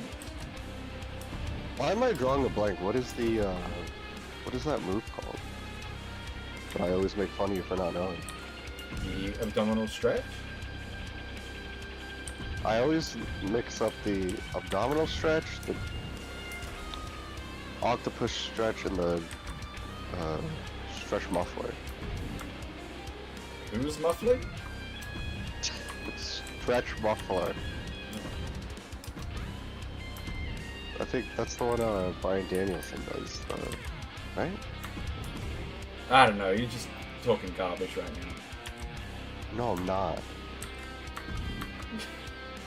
I love how upset you get. I am, because I used to know these so well. Why am I... Stretch muffler is when you hook the arms, I think, and stretch. Yeah. And then... I know what the octopus hold is. I know what the... What the fuck was the other one? Fucking hell, dude. Torture rack? Oh, that's when you have them on the shoulders. It's not even close to what I'm thinking of. You are the worst at stalling for time. Like, absolutely I'm not the worst. stalling.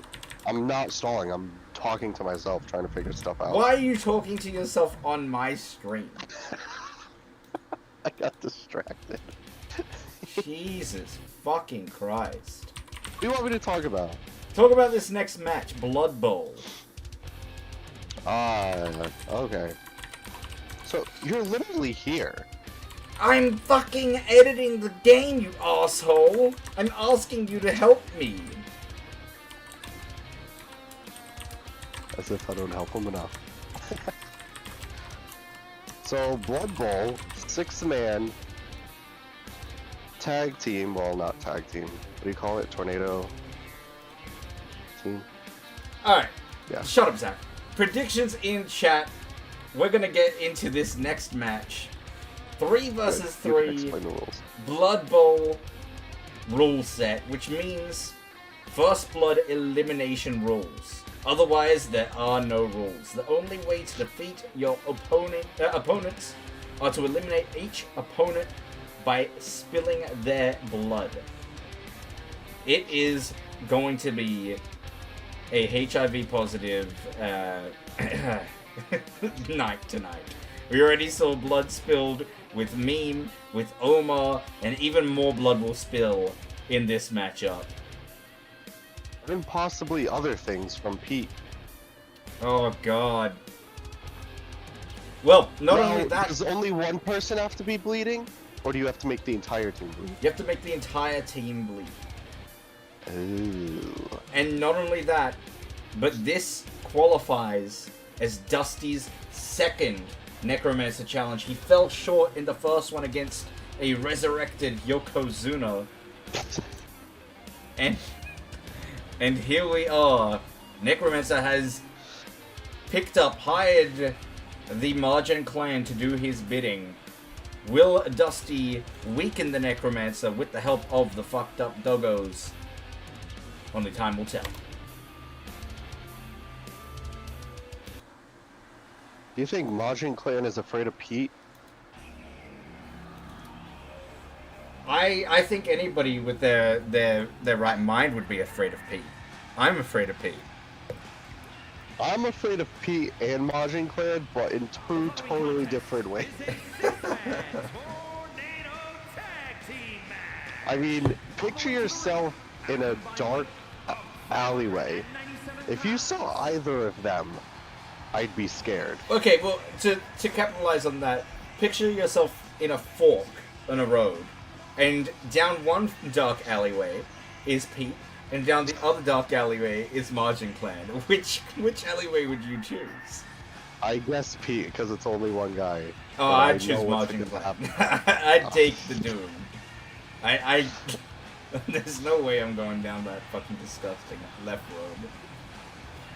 road. You could smell it from the start of the fork.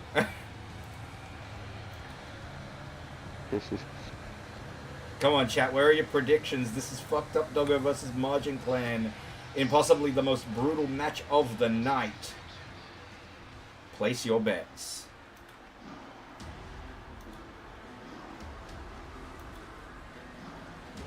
I believe this will be the first time we see all 3 of Margin Clan entering the ring with the Asahi title around Nami's waist. Never mind. Where's his title?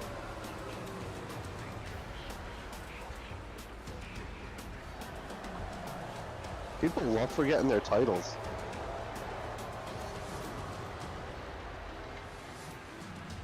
I guess he didn't think he would bring it in. He doesn't want to spill blood on the white scrap. That shit would Maybe be he hard to thinks this will be get. a fast match. That shit would be hard to clean out.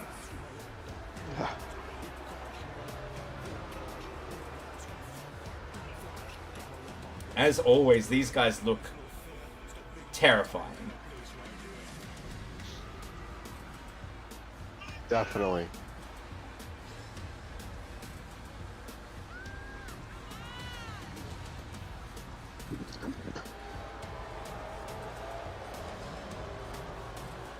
Invading the ring, the dusty doggos, the fucked up doggos, whatever you want to call them, the doggos.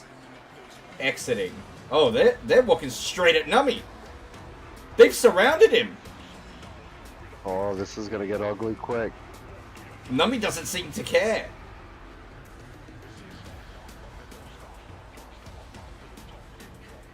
You can hear them just shouting insults at him, and he's just stoic, standing still. The calm nature before the storm, and here we go. Here's the storm. Immediately a tombstone! Oh my god! And look at Pete! Oh my god! Power slam. Pete with some strength. Oh. Look at the reversal from Nummy. I think he was going for a spear tackle, but Witch Doctor was in his way. Again, though, you have to make your opponent bleed. So, a finisher like that Pete used, I don't know if that's gonna work. What do you mean? He landed him right on his head. Yeah, I mean, you need to. That'll do head damage, but you need to cut him open. That's true. Well, Hoshi officiating this match. You gotta believe that he doesn't want to be in the ring here.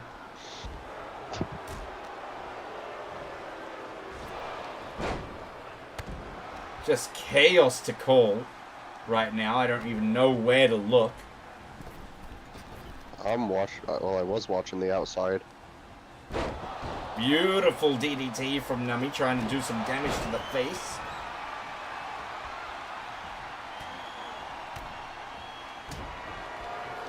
Witch Doctor doing it on his own right now. Goosebump only now just coming back in the ring. Dusty, excuse me, Doggo with an elbow.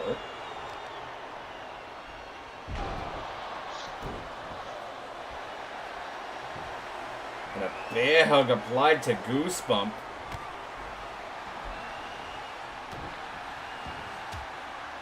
Very interesting tactic from Dusty to apply a bear hug in a first blood match.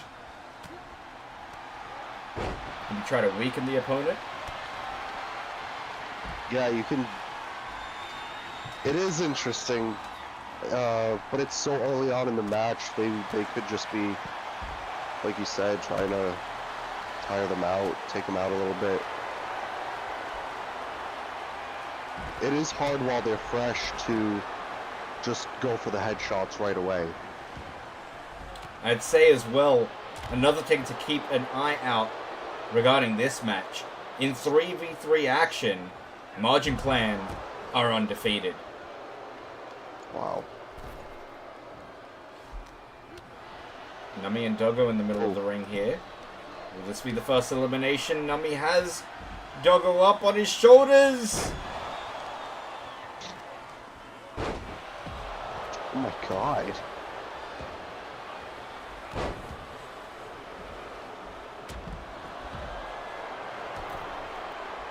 Looks like Witch Doctor is measuring Doggo. Gonna fly! Oh my god. You don't often see a man that big launch himself out of the ring like that, Nummy! Oh no. Oh my, what was he thinking? Landed right What on was Nummy thinking? right on his neck, but I mean, he's right back up. It's like as if it didn't even hurt.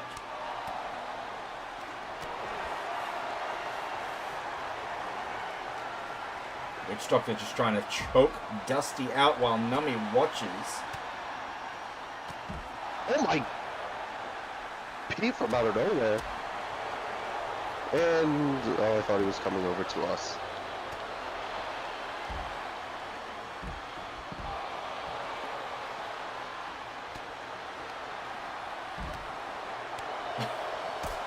Super kick from Doggo to Goosebump. That could have broken some skin. Sunset flip, maybe? Yep, there it is.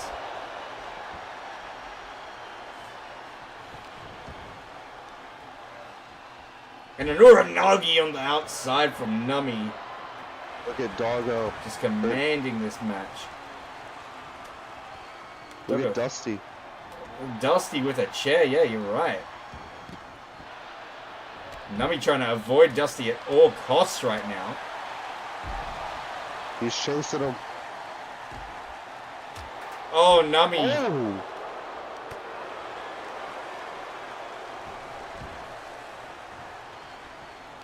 Doggo could go for something big here. Double leg to the back. And look at fucked up Pete in the ring. He's got both Margin Clan members down. He's got Oh Goosebump. no! Oh, I think Nummy's been eliminated. He has. Wow, that's the last person I would have thought would be eliminated first. The Asahi International Heavyweight Champion eliminated early on in this match. But if you're Pete and the Doggos, that's the first person you want to eliminate. That's absolutely right.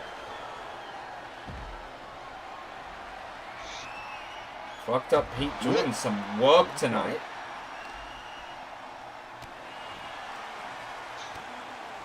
I really would have thought that the referee wouldn't have seen blood on Nummy, honestly, because of the mask, but Hoshi really has an eagle eye.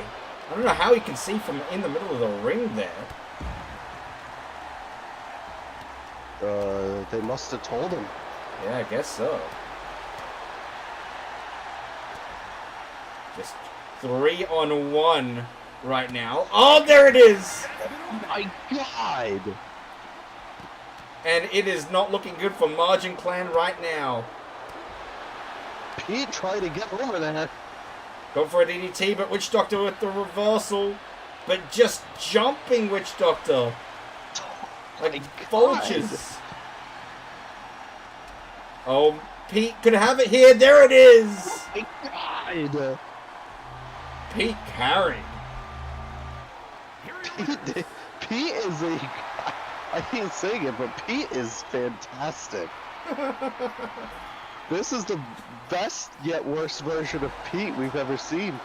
Well, I tell you what, two big bits of history here made tonight. Dusty has become the first ever man to defeat one of the Necromancer's challengers. And on top of that, Margin Clan, for the first time in their history in DZW, lose a 3 versus 3 match. Wow. So many surprises so far. So we will move forward. This is a big one, and it has just been announced. This is not just your regular one-on-one. This, ladies and gentlemen, will be in a cage. Ben, standing at 6'5", versus Ayase at 6'9".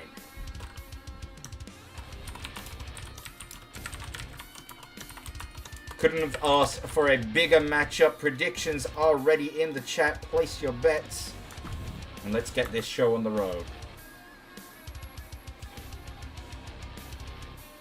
And a friendly reminder that after this show, we will be jumping into voice chat to build upon the TCG. So if you do want to see that process, make sure you're in voice chat right after this match, or right after this show, excuse me.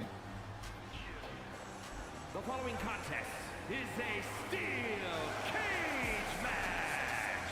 Making his way to the ring from Gold Coast, Australia, weighing in at 208 pounds. Ben. You know, for this match, Zach, we were talking about how it'd be very interesting to see these two in a match where they can't escape the ring. Well, let me tell you, they have a rematch on this show, and they cannot escape the ring. What are you expecting? Well, Ayase, first of all, is going to make Ben look small, which is crazy to think about. Yeah. But if Ben is able to hit that elbow drop while Ayase's facing the ring on his stomach, Ben might win this. That elbow drop got him a win last week, I believe. Yeah, against 2 Town. weeks ago. Yeah. And maybe he's teasing he wants Bonesaw. Very well could be a thing. Ayase, also an individual picking up a win last week against Ben, who is trying to climb the leaderboard. You look at the leaderboard and Ayase sits, let me tell you, at 17th essentially the exact middle point of the ladder. He sits at 21 points. I mean, that's very far away from first place Mendez at 67. But he could very well save his Season 2 with a championship victory down the line. Maybe a couple of wins on a Sunday Smash. Maybe climb into the top 10. That's very well possible. It's only 9 points away. Lots of opportunities. And we will have a Christmas-themed DZW special next week, the 24th. In 4 days, we'll have another Sunday Smash, but that will be a Christmas event, so you don't want to miss it.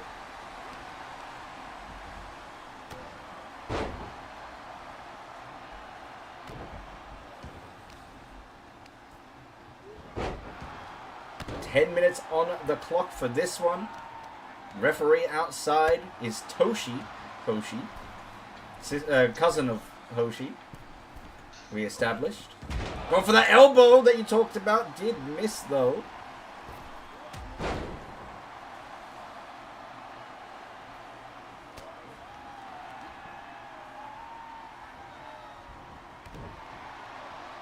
Yasi with the reach advantage. You've got to believe the strength as well. He is built like a brick house, but Ben has been putting in reps in the gym on the farm. He's been getting ripped lately. Abdominal stretch here.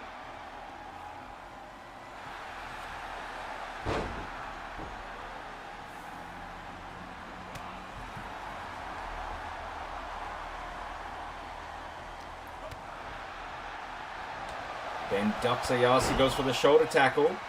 Off the ropes again, or as he calls it, strings. Ducks him. Sidewalk slam. And going for the cover. Early on in this match, 2 count. Ayase kicks out. Oh, she's not even looking. Yeah, she's looking at something else. Oh, did you see how Ben snapped the back of his head to hit the bottom string there? Those strings are tight. They hurt.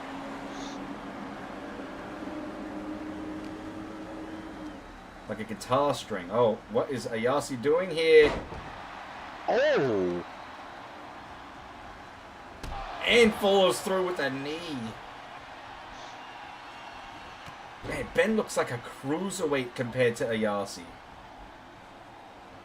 Imagine what Ayase would look like against the WHW guys. He'd look like a cruiserweight. Jackhammer in the middle of the ring, hooks the leg. Oh, Is this it for Ben? Oh. Kick out at 2. Using his super seat of strength. Doing it in honor of his favorite wrestler. Good knee to the temple, and Ben is not having a good night. What is this? Oh, dodged it. Excellent suplex from Ben. Ducks Ayase, says, you can't see me. Up on the shoulders, this could be it. How many of these did he have to hit last time, though? The McIdiot adjustment, I believe we called it. That could be it. Will Ayase kick out 2.99? Wow. That was the F Train U, by the way. Oh, excuse me. The F Train U. Can we call something McIdiot? Oh, McIdiot Buster. There has to be a McIdiot Buster.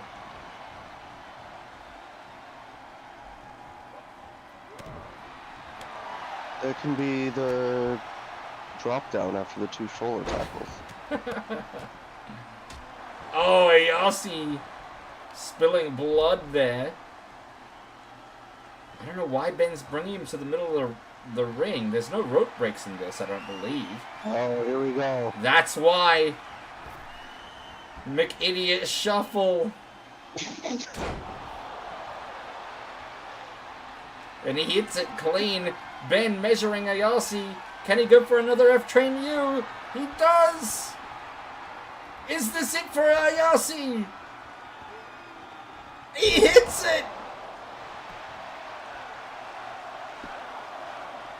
crowd shouting for one more time, but it's not gonna be one more time, ladies and gentlemen. Ben takes the win.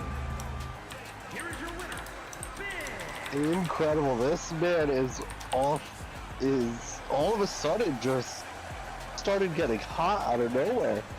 It's ever since the split with Lima. I mean, they're not officially split as a tag team, but they are going their different ways in singles competition after Lima won the Chat Royale, and now Ben has picked up some momentum with a couple of big wins, gets a win back against Ayase.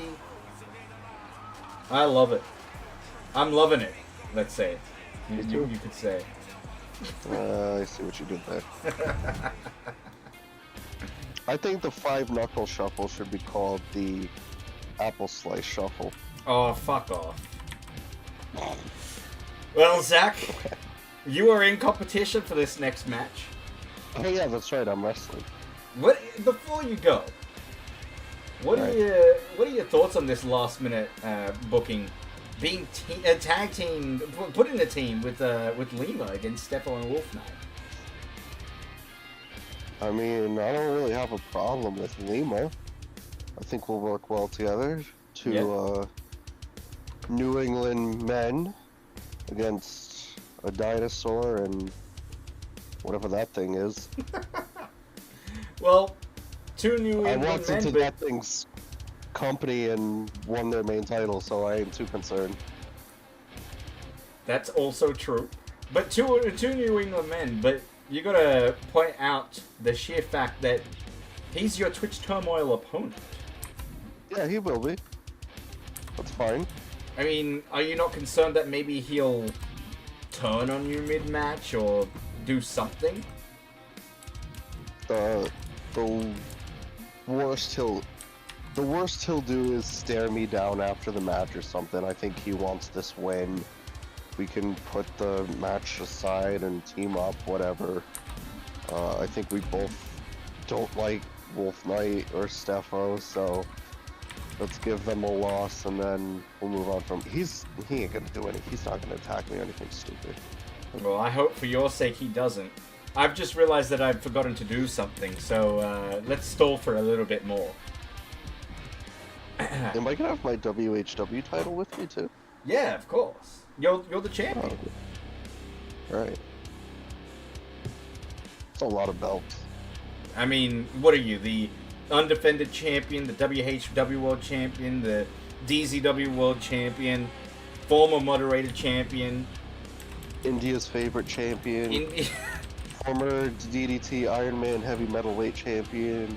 Longest reigning DZW World Champion of all time. Longest reigning champion in DZW of all time, by the way. Probably ranked first overall now. Yeah. Well, with a win here tonight, you very well could jump Mendez. Ever since he lost, he ran away. I don't think he's in the venue anymore. Yeah.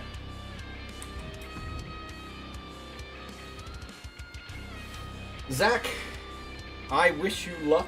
Chat, what do you think of Zach's chances? And what do you think of this match coming up? All If three... they're smart, they'll vote for me. I mean, you're not wrong, but all three people besides Zach in contention for your title, of course. That's going to be in consideration.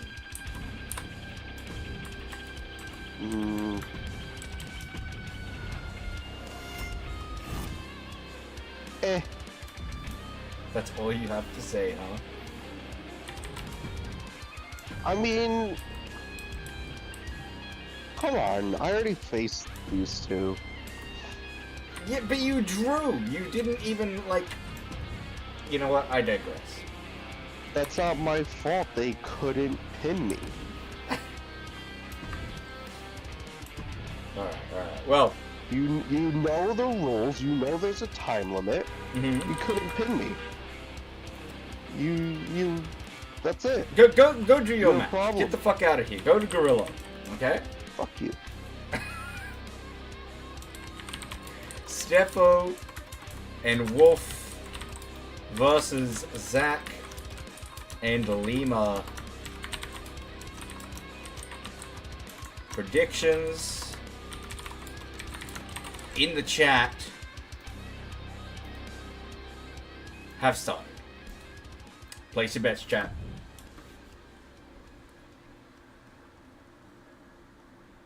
Man, it is a surprisingly quiet night. Where the fuck is everybody? If you're not here, I'm banning you.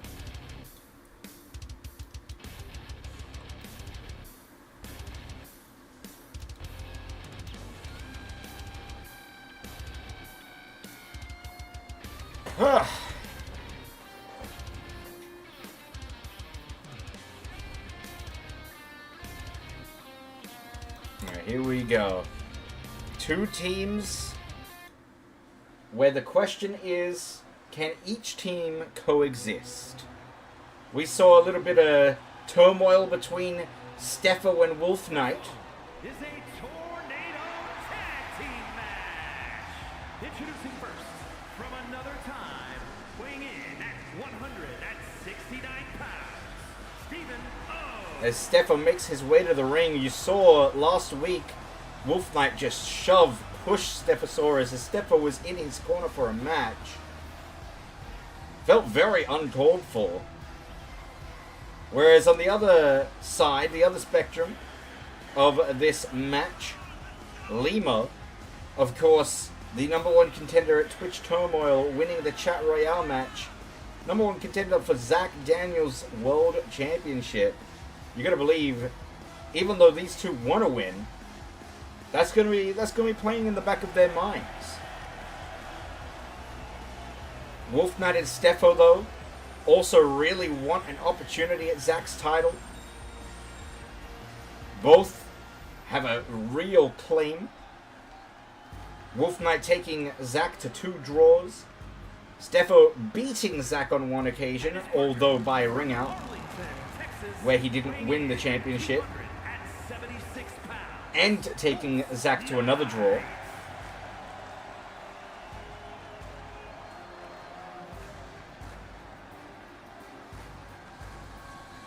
Big points on the board. Steffo and Wolf Knight currently the favorites. 5,222 points. Whereas the team of Zach and Lima, potentially the top 2 performers in all of DZW, falling behind at 3K.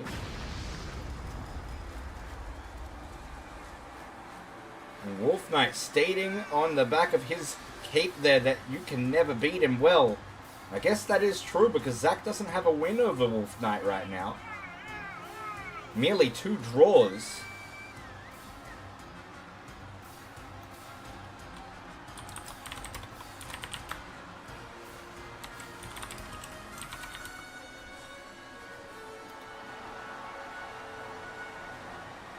And that luchador style that Wolf Knight brings, one of the only luchadors in all of DZW, if you don't count El Mago and his son El Mago Jr., the El Magica crew. We don't often see that beautiful Mexican wrestling, but Wolf Knight showing that it can be effective.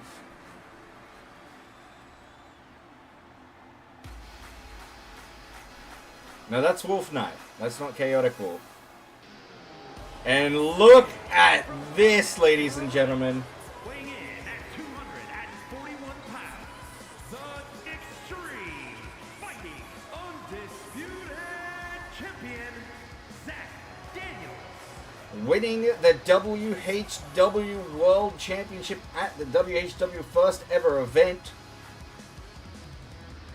by controversial means. As always with Zach Daniels, taking it to multiple matches. And on top of that, throwing a man off the top of a cell twice. Of course, representing the DZW World title over his shoulder, the newly won gold, maybe in his hands there to taunt Wolf Knight, the owner of WHW. Both beautiful titles. And raises them up high. Of course, he is also your undefended champion. Lots of gold with this man right now.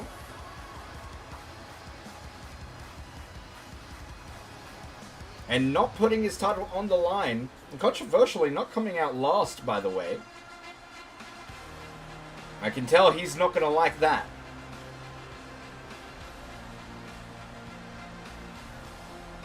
This man getting the honors. From Worcester, Massachusetts, weighing in at 185 pounds, Alpha. And the military man from New England, Adam Lima, saluting the crowd upon his entrance. This man, by Twitch Turmoil, could be your first ever two-time DZW World Champion. He's your first ever DZW World Champion. Your first ever double champion. Your first ever Tornadoes doubles champion. Lots of accolades. And of course, most recently, your Chat Royale winner. And once more, by Twitch Turmoil, he could win the world title. It's very well possible.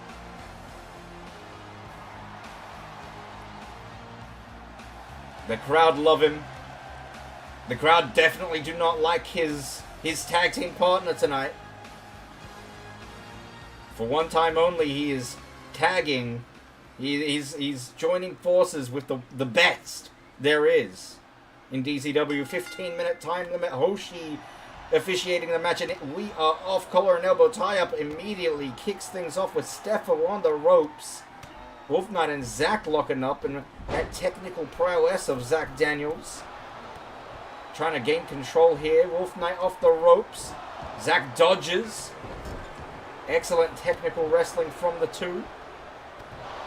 Irish whips from Lima. Gets a shoulder tackle in that corner. Belly-to-belly suplex. And the world champion team on top. Zach Daniels going to fly with nearly no momentum. Mind you, he's been practicing that. Look at this swing from Stephosaurus in the middle of the ring. As Zach Daniels rains punches on Wolf Knight on the outside here of the Kit Kat Climb Arena. Stephosaurus with a belly-to-belly suplex of his own tosses him halfway across the ring. Zach Daniels trying to separate the team with Steffo, and Wolf Knight sees. Look at him, he's just waiting for Steffo. He struck Hoshi. Missed with the first kick, got him with the second, but he noticed how he was just waiting as Hoshi holds Zach back.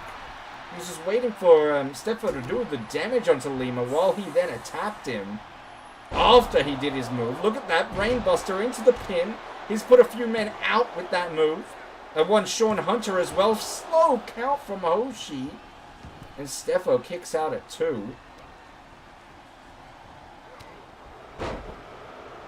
And it is all Zach Daniels and Lima right now. Lima got a fly splash to the back. That is painful to watch. Stephosaurus dodges the knee there.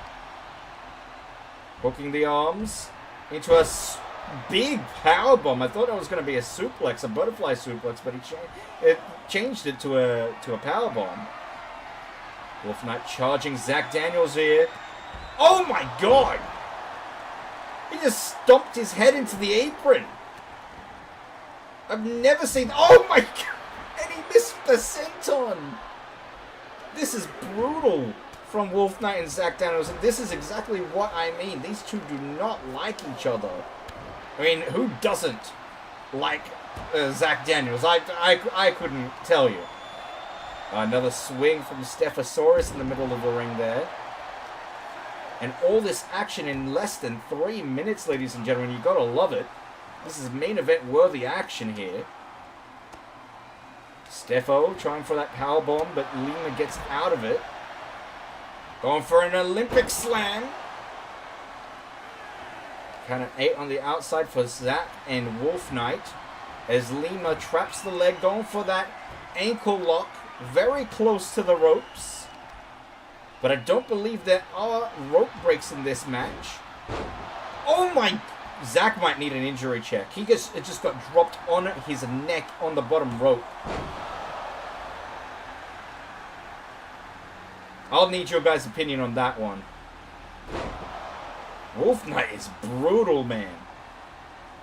Some of his moves look like absolute shoots. Tornado DDT on the outside. Stefo was precariously positioned up on the top there. Decided against it as Wolf Knight was in there, maybe trying to avoid the friendly fire.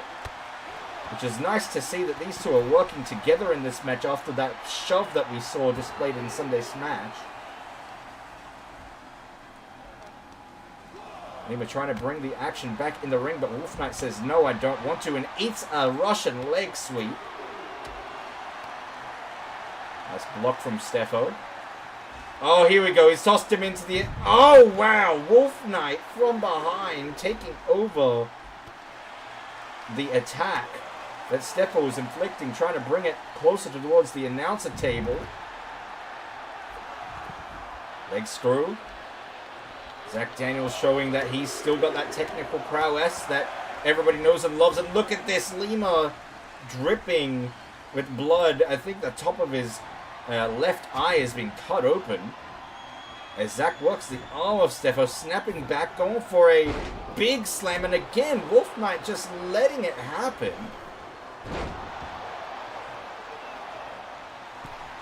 None of these men in the ring like each other very much. He's grabbed the claw, the face with his claw, an iron-like claw, in homage to a Mr. One Von Erich. I won't tell you which one, there's too many to count. Oh, what a slam. Lima going for the pin, Wolf Knight. Could have it, but a kick out. Stefo on Zach. Kick out at 2. And eats a tornado DDT on the outside as Lima. Stefo gonna fly. Begging Zach to get up. Suddenly, it's all Stefo and Wolf Knight. The control was majorly held by Lima and Zach at the beginning of this match, but it has shifted. Big forearm. Oh, but a boot. No, Zach dodges. Oh, not Zach, excuse me, Stefo. And Zach dodges that European uppercut. Look at Wolf Knight just stomping down on the legs, just picking apart Lima. Limb by limb. And again, just stomp after stomp.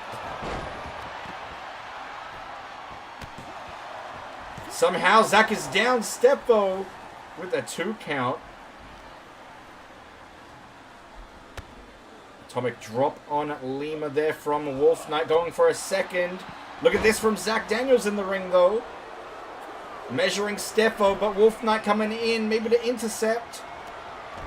Doesn't get the interception in time. Heel hook applied. Will Stefo tap? Will Wolf Knight interject? He does. He waited a little longer than expected, though, to get involved. Zach Daniels wisely rolling out of the ring, but how wise is it with Lima getting pinned here with the German suplex from Stefo? As Wolf Knight dives into Zach. What a match we have for you tonight. So many match of the night contenders. And Stefo could be thinking another swing, a third swing. And notice that Lima clipped the back of his head on that bottom rope as well on that swing. This is not a good night for the Chat Royale winner. Champ hasn't been pinned in over 100 days. Will tonight be the night? You're absolutely right. 126 days to be exact. Big knee to the side of the head doesn't bring Wolf Knight down. Wolf Knight going for a spear tackle, but Zach blocked it and dodged. Tackle of his own, and now just palms to the faces. Lima and Stefo lock up with the collar and elbow. Irish whip. Oh, but they clash. Big body clash. Lima just dropped him. Big forearm takes Stefosaurus down. A count of 10 on the outside here for Zach and Wolf Knight as Lima hits a gut wrench. Lima measuring. Has him in the middle of the ring. Going for that ankle lock, and that is an already injured leg. Stefo has been hit by that heel hook, and Stefo taps. But remember, ladies and gentlemen, this is best of 3. Lima going for the pin. If Wolf Knight didn't break that up, that was it. And Lima would have just taken 2 points in quick succession. Wolf Knight saving the night. Big forearm! Steffo is down! Wolf Knight is down! Zack could have gone for the pin there, but he wants to tap Steffo out! And he's wrenching back! Will Steffo tap? He does! What a match! Wow! Here are your winners. What a phenomenal performance!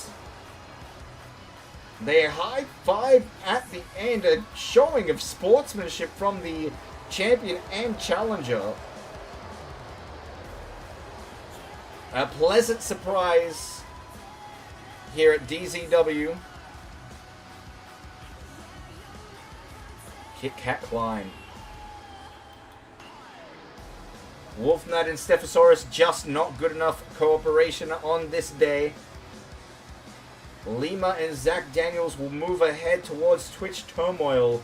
But what is in the future picture for Wolf Knight and Steffo? What a match.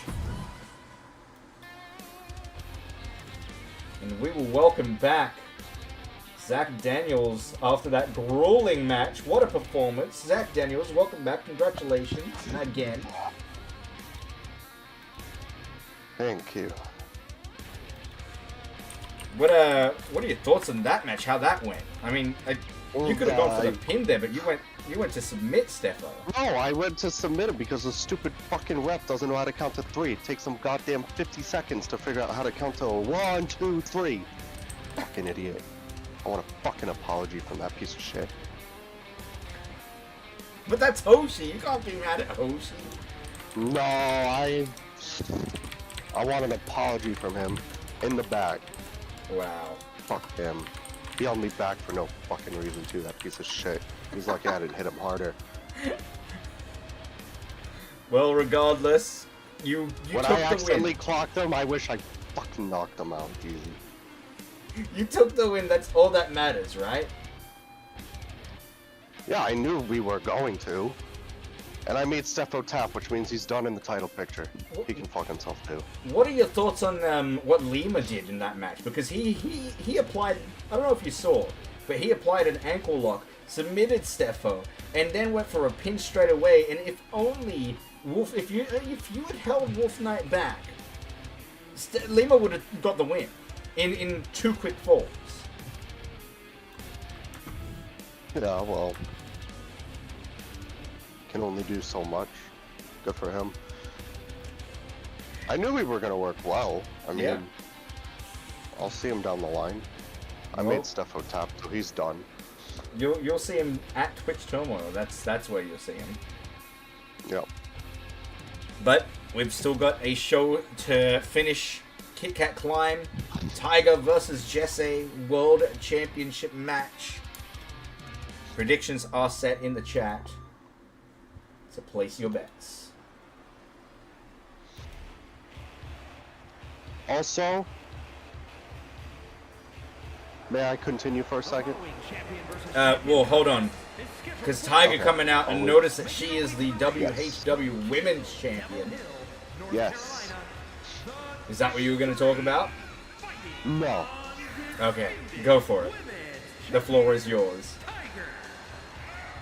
Fuck every single one of you in chat. That's not very nice, Zach. Why would you say that? I saw the votes. I put 3,000 on myself. And every other dumbass voted for the other two. Wow. Who's laughing now? Fucking idiots. Anyways, Well, what do you think of this champion versus champion match and the DZW World Championship on the line? this is gonna be crazy. What do you think of that title? The WHW one? Yeah. It's alright. The DZW one's better. Well, of course.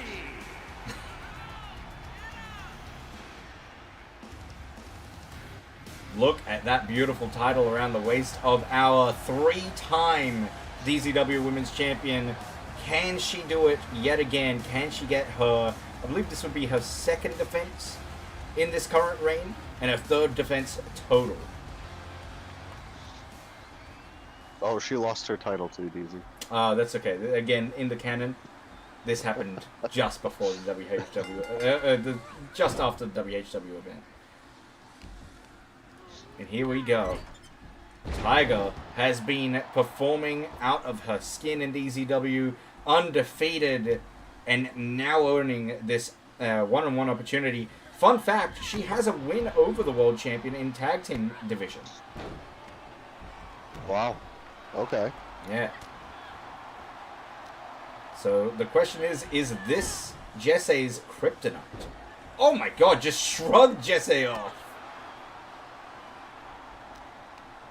Tiger representing the Wolfpack. Wolfpack going real strong in DZW. The only weak link seemingly is Chaotic Wolf, who I'd like to bring up because Chaotic Wolf and I had a phenomenal bout last week at Sunday Smash, but just a day ago at WHW, I fought in a chat's chamber match, is what we like to call it in DZW, but the chamber match. And it came down to me and him. And I, of course, beat him again for the United States Championship, which I proudly hold and definitely will not lose anytime soon. Definitely not to someone named Beans.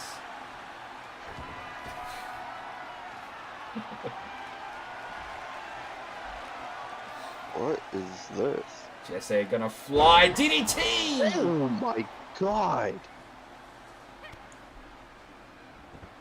No worries, Izzy. Take care. Enjoy work. I will let you know when the Kickstarter starts, but it probably won't happen for a while. Look at this. Going for the pin.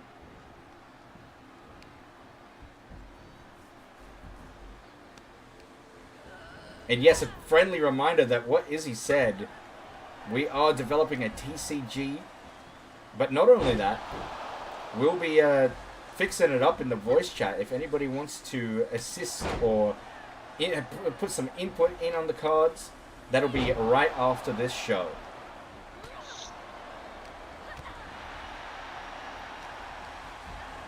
Jesse Irish Whip throws Tiger outside.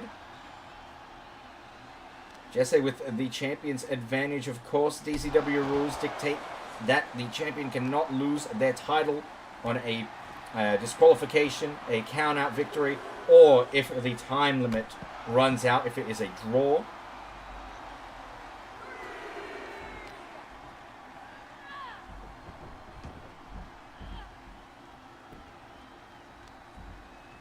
It's been a quiet night here at Kit Kat Climb, but phenomenal performances from many DZW wrestlers, so thank you so much for being here and enjoying the action. Different official as well. Yeah, we got lots of new referees, especially after the incidents we've had recently. I don't think we've seen a match go this long with Tiger yet. Very similar to Janzi and her performances in her undefeated streak. Tiger tends to win her matches very quickly, within the 5-minute mark. But this is our world champion, of course, who we are talking about as she gets drop-kicked into the ropes. Jesse setting up. Going for a power bomb into the pin, but a rope break. Oh, the legs were too long and hit into the ropes. Yeah. Jesse gonna fly, big splash, misses. But Jesse right back in control. German suplex.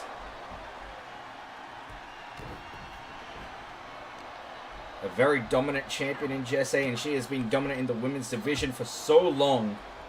After winning Chat's Chamber in... Oh, excuse me, not Chat's Chamber. The Chat Royale in DZW Season 1.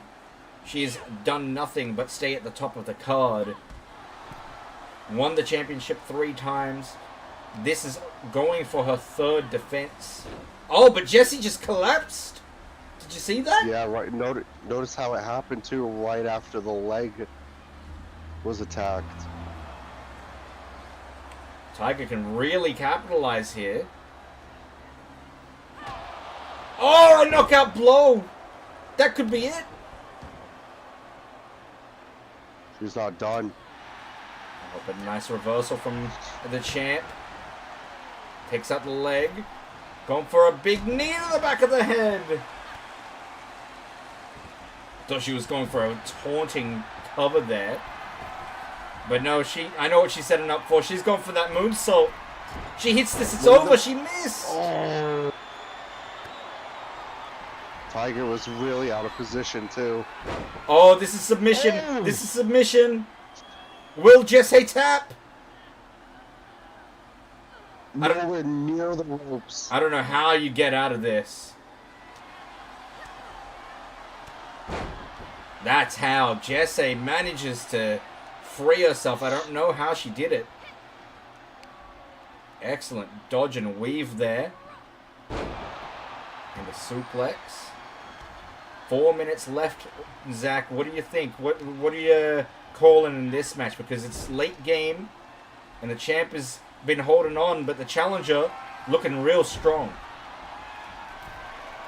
And so back and forth, it seems like they can't keep a good stretch of, oh, what is this? Spanish fly off the top. And we've seen Jesse win a few matches with that move. She's just got to go for the cover. I'd do exactly what she's doing right now. Moonsault! That's it. Hands really close to the ropes. Can she get it? She kicked out! Kicked out. What I was going to say was you need to tie together some moves and get some offense going without it being cut off so quickly, because that's just how it's been. And it seems like we finally see a constant amount of offense. For the first time this match, but not only that, I don't know how Tiger kicked out. Look at these knees to the midsection. Maybe trying to wind her opponent. You know what she's doing right now? She's improvising. Well, She doesn't know what to do right now. I mean, I don't think I would know what to do. How do you kick out of a top of the rope Spanish fly and a moonsault? Jesse gonna fly Tope Suicida. Oh. And a standing moonsault. And 2.5 minutes left. Can Tiger get back in this? Or will Jesse take another victory? Tiger getting back in the ring. I don't know how smart that is. You don't want to win by countout. We saw that with the Stefo and Zach match. No, absolutely not. You don't want to win by count out, and even if she was trying, that was not going to be a 20 count. Oh, body clash there. Looks like Jesse hurt her arm. Goes for a nice head scissors there. Tiger must have the rules here mixed up with WHW rules. Oh, what a kick! What a kick to the side of the head! What is... No! Not another Look at the one! position! Did you see the angle on that? Watch her hand! No such thing as a rope break. Wow. I don't know, I think Tiger's hand could have been under the rope there. That was very close. What a contest. But yet again, our world champion reigns supreme, ladies and gentlemen. And Jesse not only retains, but Tiger takes her first loss. Sad to see, she'll fall back down the card, but hey, the experience is what matters, and the WHW World Champion has to just pick up and improve. And at least she's got a WHW title, right? Totally. Well, we are nearing the end of this phenomenal show, ladies and gentlemen, but let's talk about this match. Strayan Society in action. T1 versus Dav, and of course Gas and Smock will be in the corner of Dav. let's get a prediction going and get this match underway. Can I get a little bit of a breakdown for this one, Zach? You know, the more and more we watch him, the more and more I slowly am starting to respect T1. When you get a chance, can you actually tell me his record? I feel like it's not good at all, but I feel like he's so close to winning every single time. Well, let's have a quick look. T1. Okay, I actually didn't expect this. T1 down in 26th place in the leaderboard. Dav is higher than him in 21st. Because Dav has been actually picking up a few big wins lately.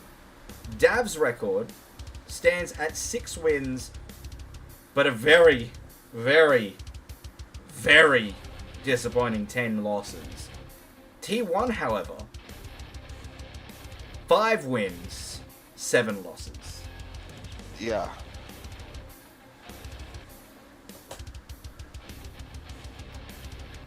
It's a must-win for both of them. Well, to save their Season 2 journeys and perhaps guarantee them a shot on the Twitch Turmoil card.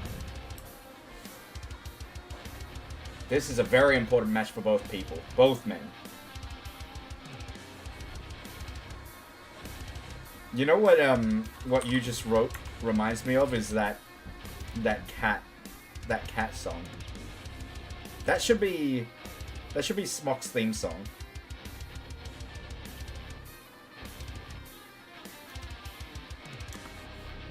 Can you link it in chat, please? The 10-hour version, of course.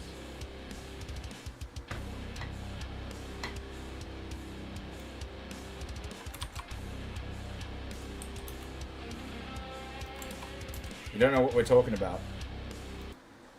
It's this absolute masterpiece.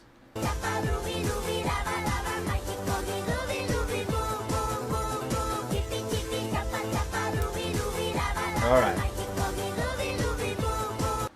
Here we go.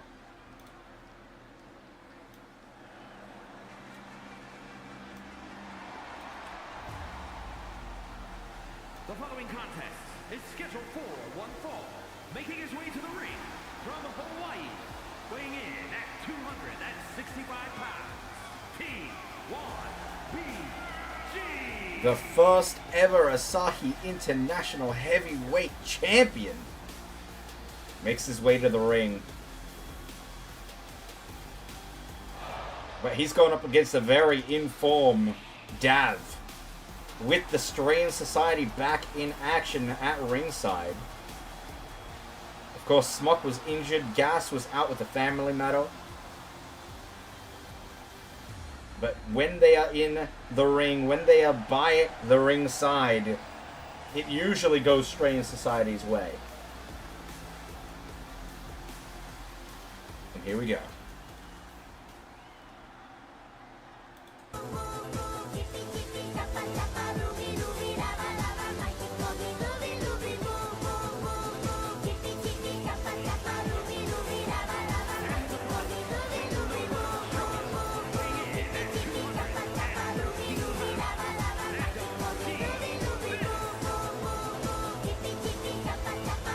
With a new theme song, making his way down the ramp. And I always find this very interesting, the way that Smock leads. He's a true leader, leading his men into battle, even if he's not actually in the battle. With the Wayne Championship strapped around his waist. And remember, this man is in the semi-finals. In the finals pay-per-view of the Wayne, we will see him defend his championship. Can he become the first ever two-time Wayne champion? No.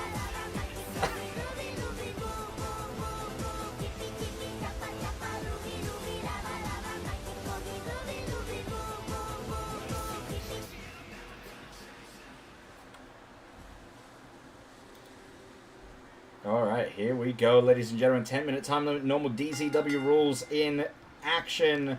Collar and elbow tie up to kick things off, and T1, big splash, misses Dav, goes for a clothesline. Excellent counter wrestling from both men.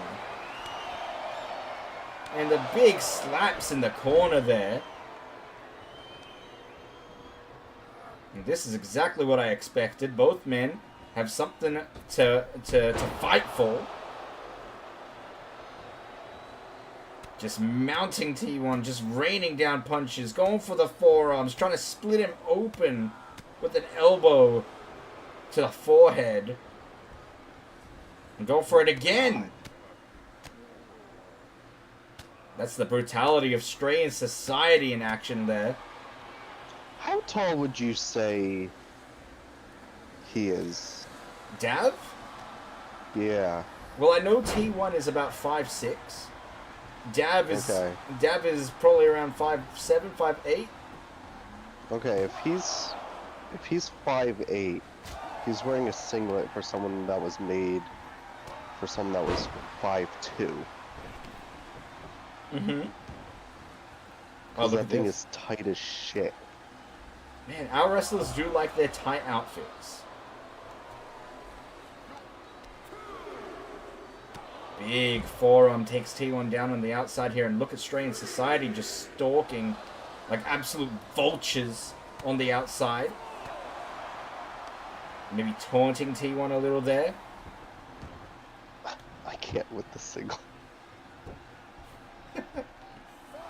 I mean, it's so tight, you can see everything. I mean, there's nothing there. Because it's... But, you know, if it was someone like me wearing that... Oh. MJ Caps, welcome to the YouTube chat. You're a wrestling fan? Well, you're going to enjoy some DZW wrestling tonight. This is our Kit Kat Climb pay-per-view. We've already seen some amazing wrestling so far. And look at this, T1 is a big guy, but he can fly! Oh. Tope Suicida through the middle rope. And Dav... Gotta keep an eye on the Society, though. Yeah, you absolutely have to. But Dav is on the back foot all of a sudden. Excellent suplex on the hard floor. And Dav's been busted open. Big knee incoming. Oh, we missed. Nice, well and scouted from Dav. T1 tried to go for a big boot, but Dav blocked it. Still fighting on the outside at a count of 7. Remember DZW rules. 20 count on the outside. And look at this. The first instance of this, and this is exactly what I expected. A disaster kick as Gas interfering. And that should be an ejection. It should be. What is this ref doing?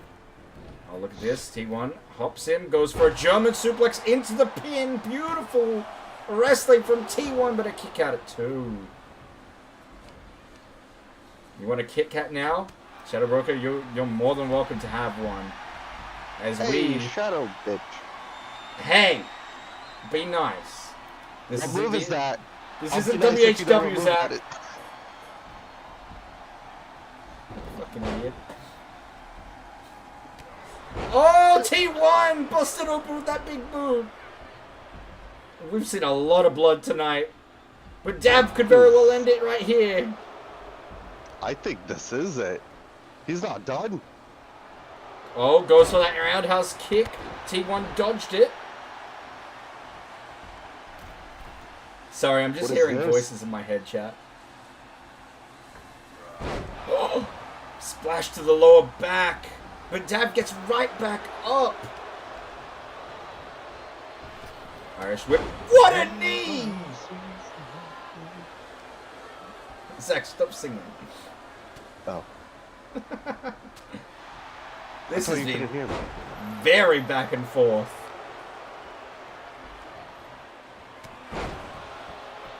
Elbow as T1 finds himself in the corner here. Dav gonna trap that leg, just snapping it back on that rope. Tosses him to the next corner. Oh, look at these kicks. If only we could see them. The referee in the way. Why do these refs not know where the hard cam is?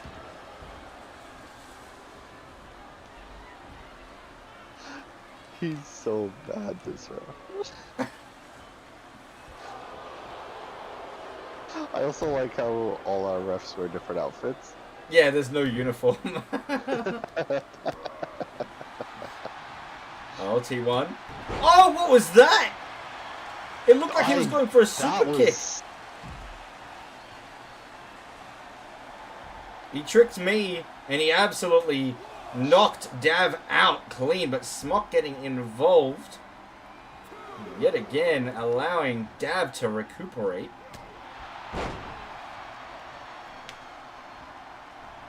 Four minutes left. Zach, I don't think the chat can hear you. Your mic must be off. No, I think they're all just fucking stupid. Thank God they can't hear me. Super kick! T1, what's he going for? What's he doing?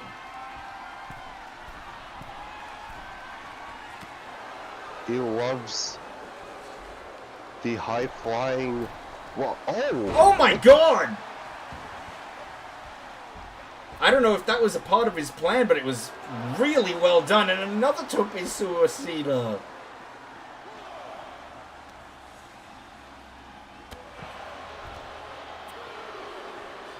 Pause it. I'll send it after the stream. Just message me. Roundhouse kick from Dav finally connects. 3 minutes left. And this has been a very competitive match. Oh, knee to the back of the head. And did you see how Dav's head clipped the staircase? You think T1 noticed, though? That's the question. Well, I personally would go for a pin here, but T1 maybe trying to finish things off in the flying senton. Oh my God! Going for the Oh pin my here. God! That could be it. It is it. Dav kicked out. That was a top rope senton.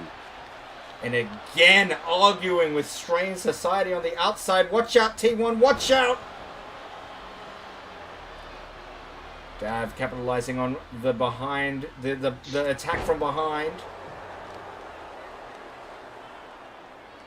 If Dav takes the win, you gotta admit, give the assist to Strain Society. Again going for that roundhouse, and again T1 had it scouted. This man just loves to fly. Man his size shouldn't be able to do all of this. I think he does it too much, though. Yeah, right there. He goes for the shotgun drop kick, going for the pin on that mistake. T1 kicked out at 2.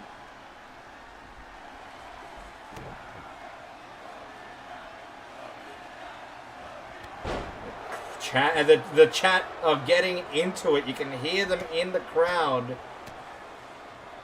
You love to hear it. You love to see it. This is DZW, ladies and gentlemen. Dab with the cutter! That's it. But he's not going for the finish. He's measuring. I mean, The flip-flop roundhouse. And he's got to try to submit T1 in the middle of the ring. And T1 forced to tap. with 1:10 remaining. Very, very close call, but yet again, give the win to Dav, give the assist to that man right there, Smoccacino, and his Strain Society. They always have been, they always will be a formidable force in DZW.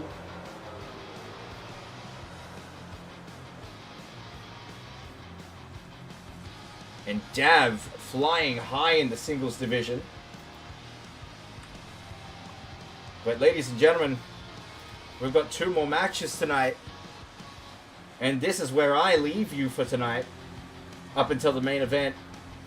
I am in action right now. This is Overstarched versus DZ. for the Asahi International Heavyweight Championship #1 contenders match. Zach Daniels to call it, and what a match it's going to be, and you can bet You're gonna on win. me.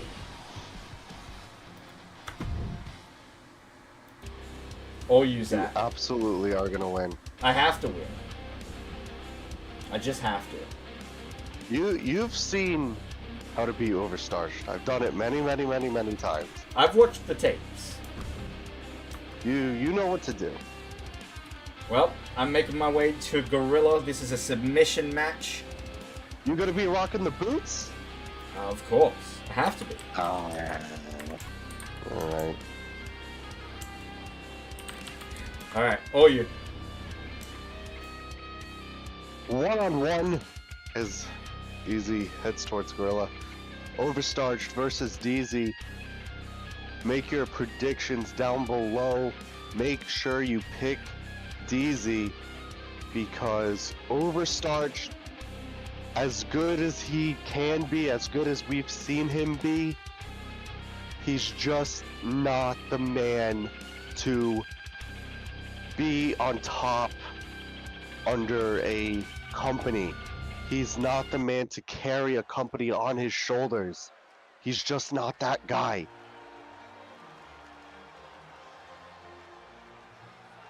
The following contest And here he is comes. a 2 out of 3 falls match. Making his way to the ring from Newcastle upon Tyne, England, weighing in at 200 pounds, Luke. And I'm not saying he is bad. He's one of the best, but he's not on the level of, say, a Zach Daniels. He can't break that barrier between good and great.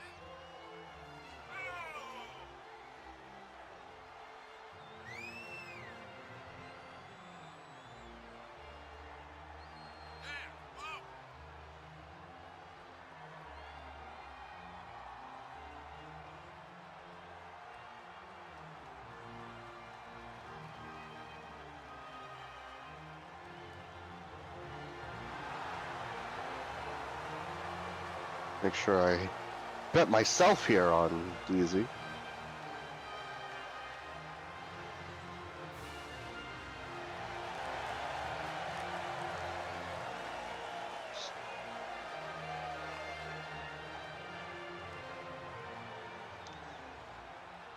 And keep in mind,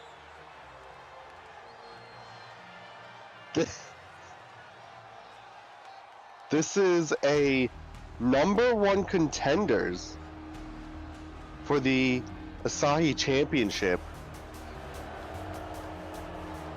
and that match will take place at Twitch Turmoil. From Sydney, Australia, weighing in at 196 pounds. But there he is, the current yet former WHW or WFW, whatever the fuck, WHW United States Champion. Look at that title. The current and former.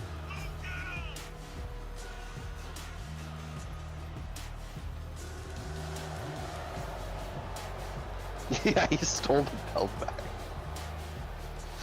It's like a prop. They just made him come out with it. Just to show it off.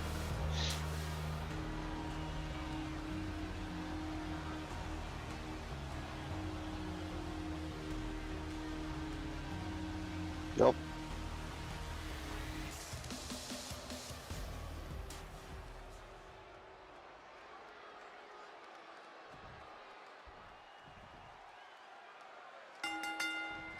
And here we go. 20-minute time limit. Submissions only. Best of 3. And the size difference, unless the game glitches, by the way, because we know how this is. The size difference is there. Overstarched already. Going to the top, not even a minute in. Leg drop. But DZ with the knee to the head. The quickness. The knees from DZ. And Sheena, He learned that from his trainer, if you didn't know. I will be forced to say it every time. I don't even have to be told anymore, I just know. It's embedded into my brain. DZ almost dizzy from the amount of running the ropes Overstarch has done. And Overstarch picking up. DZ with the elbows to the head, really working on the head. And what is that? And look at the strength from DZ. This, by the way, is the first match ever between these two. We have never seen DZ versus Overstarch ever. At least one-on-one. Look out! Stupid Yoshi, whatever his name is, almost got in the way.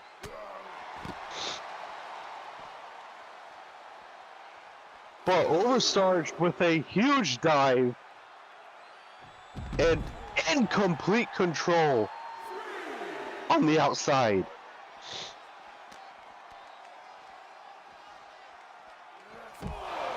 A gut wrench. DZ needs to cut him off. Oh! Shoulder first into the barricade. And a stunner! I don't think we've seen DZ do that. Oh, but Overstarch stops him right as he was picking up some offense. But again, throwing him over. Oh, here goes our white. Oh!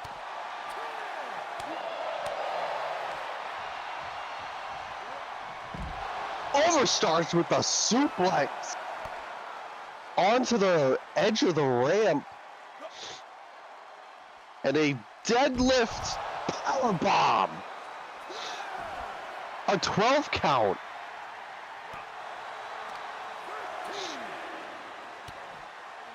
I'm surprised Toshi can count that high, considering it took him 10 seconds to count to 3. Oh yeah, that's right, he couldn't even get to 3. And what a move by DZ! And again with the knees.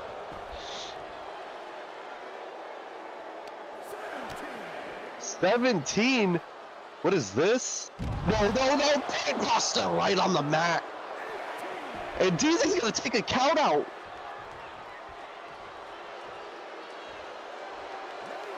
$19. Oh, DZ too busy taunting. Look out, Overstarch is in the way.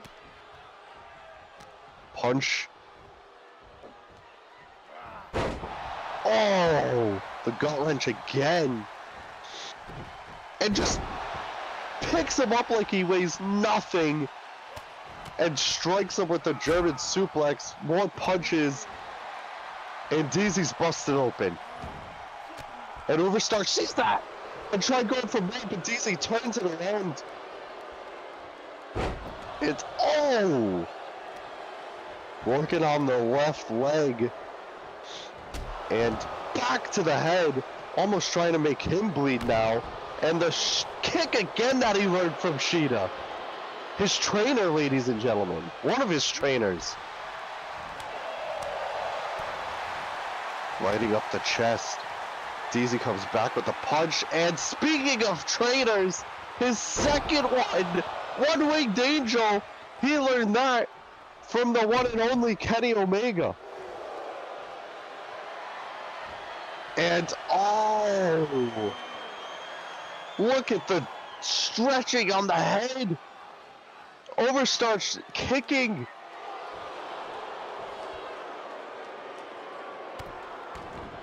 I think DZ learned that one from Bryan Danielson. Oh my god. Overstarch just stomped on DZ like he was stepping on an ant.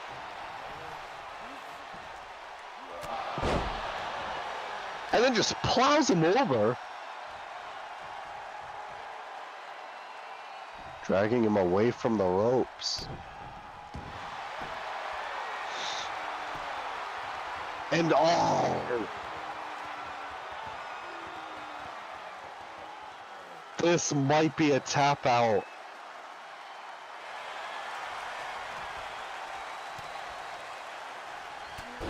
Look at the DZ kicking and punching his way out. Oh no! Oh no! This is not good. That can break DZ's arm, but he gets out of it.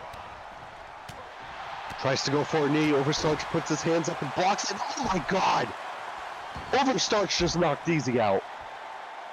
Did you see that punch, ladies and gentlemen? And trying to open up the cut even more.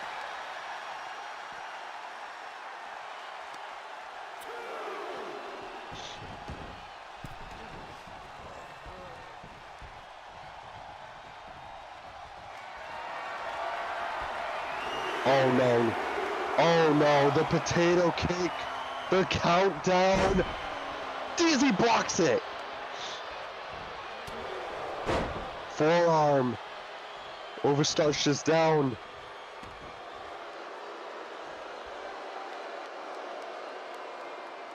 Setting up for something. Overstarch moves. Boot to the head.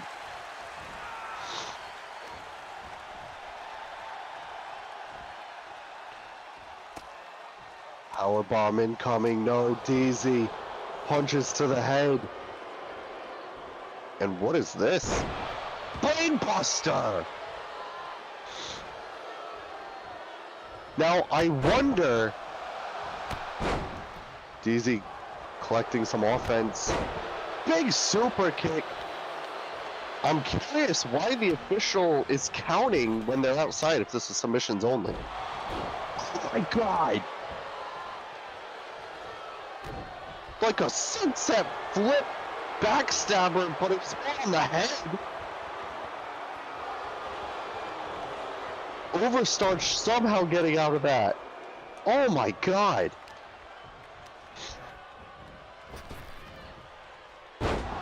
Spinebuster. What a massive spinebuster that was, and he's not done. Powerbomb.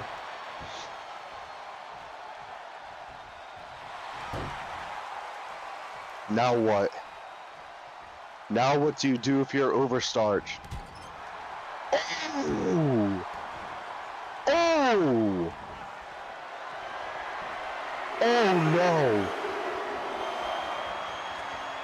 Potato kick him. No! DZ blocks the second one! Knee to the head! Gotta gather some offense. Combination of strikes. Oh, to the back again.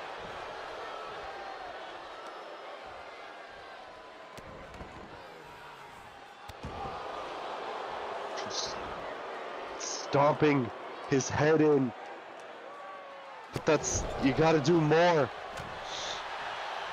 Oh no. Oh no.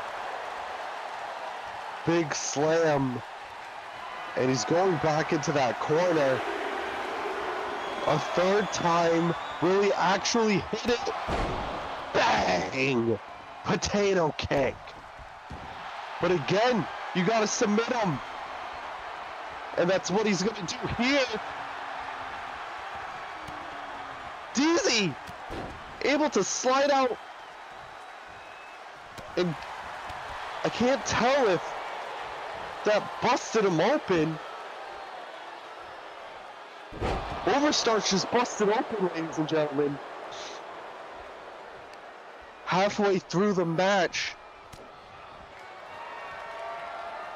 And again, DZ. One-winged angel. You gotta submit him though.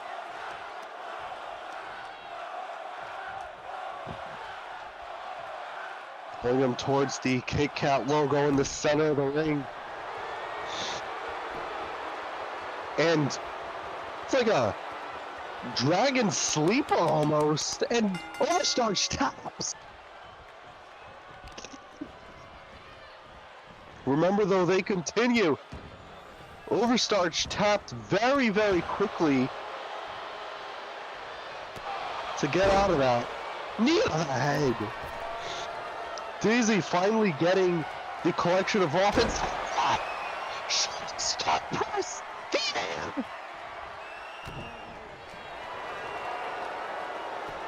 And again with this.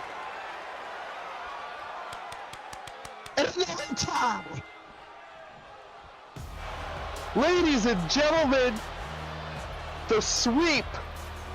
2-0. Daisy picks up the win. Here's your winner, Fantastic.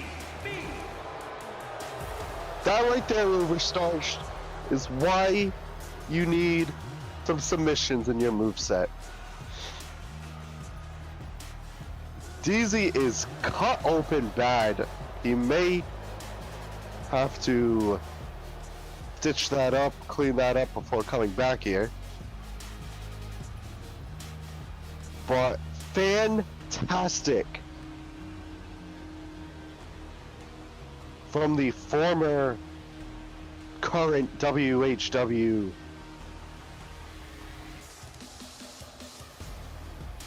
US champion. I'm going to take a quick toilet break and then we'll be back for the main event.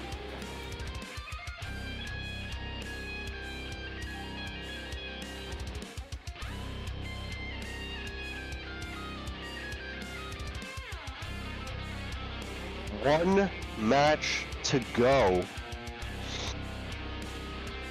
We will be getting to that soon.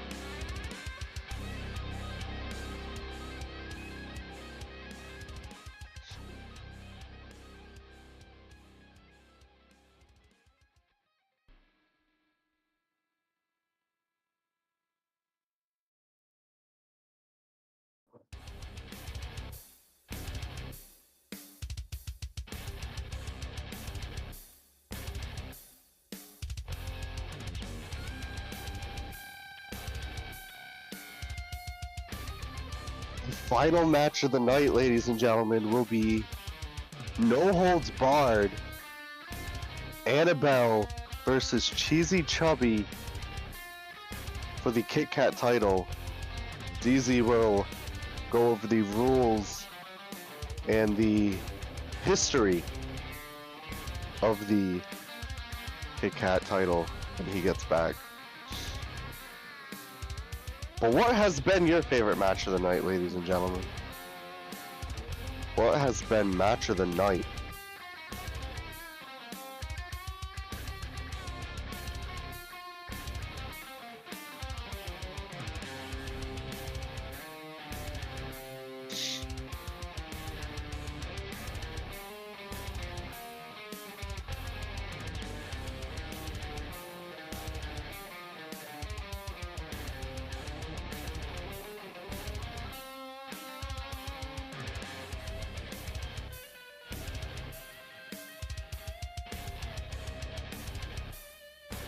All right, we are back.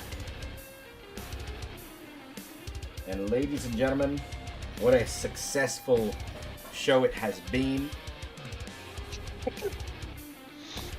We have one last match for you tonight, and it is your main event of the evening, and it is fitting that this is for the Kit Kat Global Championship. It is former champion Annabelle invoking her rematch clause in a no-holds-barred one-on-one bout between her and the current champion, the woman that took it from her at Chat's Chamber, Cheesy Chubby.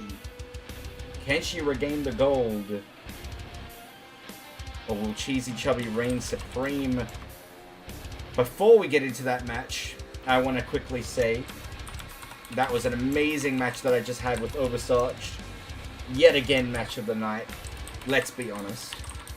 I was a bit scared when he put me in one of his submissions. I knew that I had to get out of it straight away.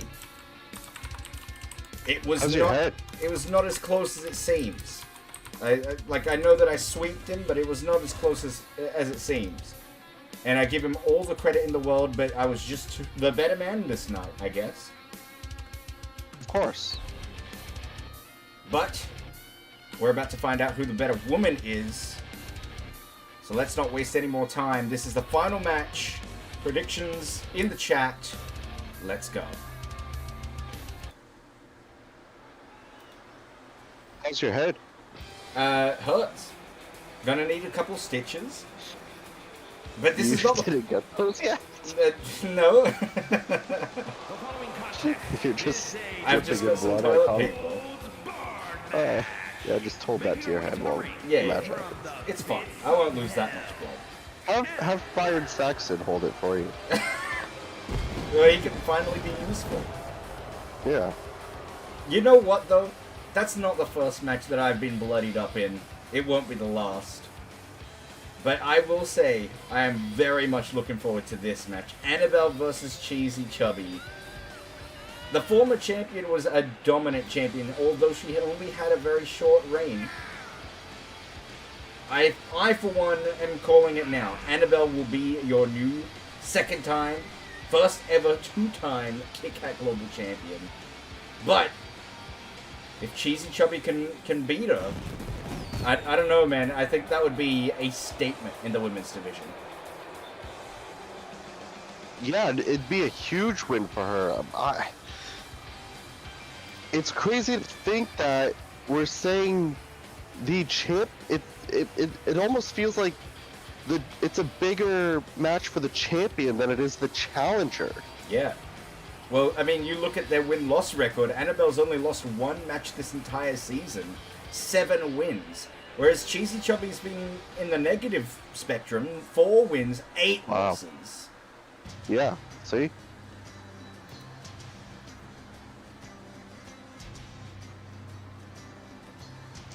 But wins are what matters, and the win that she has under her belt gave her that belt at Chat's Chamber. New York, the female global champion,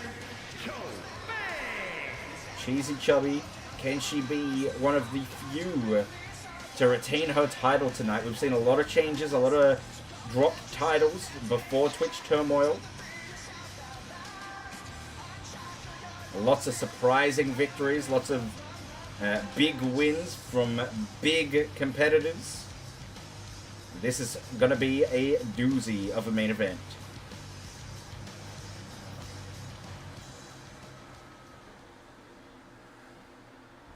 Annabelle certainly has the physique. Cheesy Chubby, though, does she have the ability? Out the gate straight away, Annabelle takes Chubby down with a tackle. They collar and elbow tie up. Cheesy Chubby has some strength in her to pick Annabelle up like that. Annabelle, one of the biggest in the women's division. I think the only bigger is Heidi.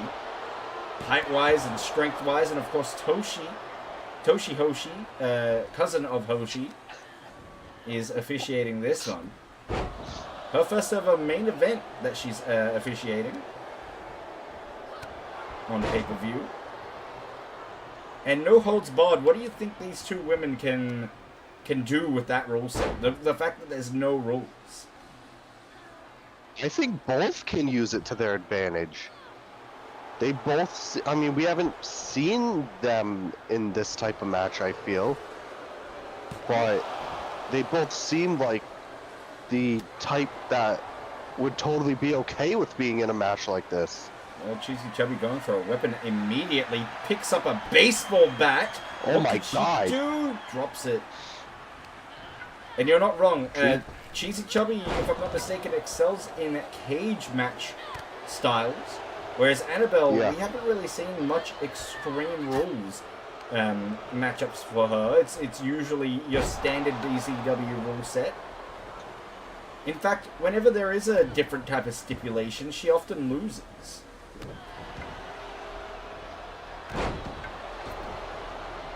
Big leg drop forcing Cheesy Chubby to exit the ring. Comes back in though, and remember there is a weapon in the ring that can be used.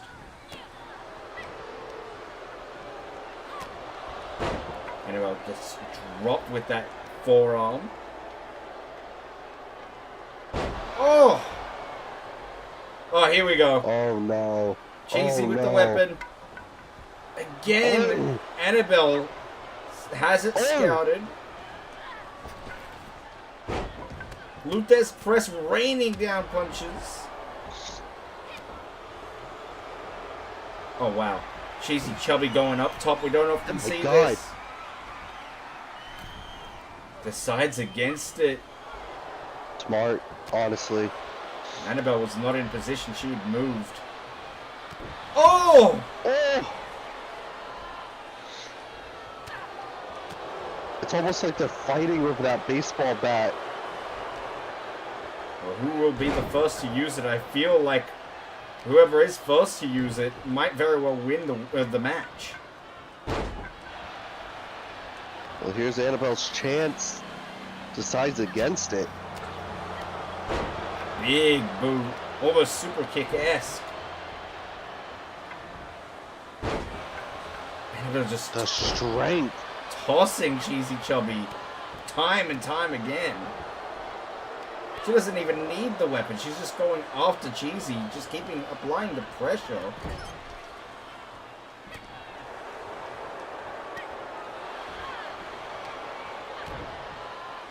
Cheesy setting up for a neck breaker. Going for a These two are pin. just back and forth. First pinfall of the night for this match. Kick out at 2.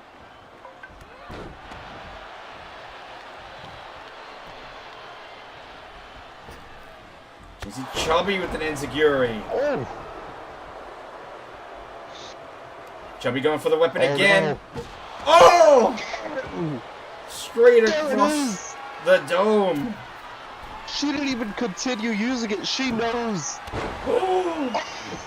Oh, but did you see how she landed? She landed on the baseball bat.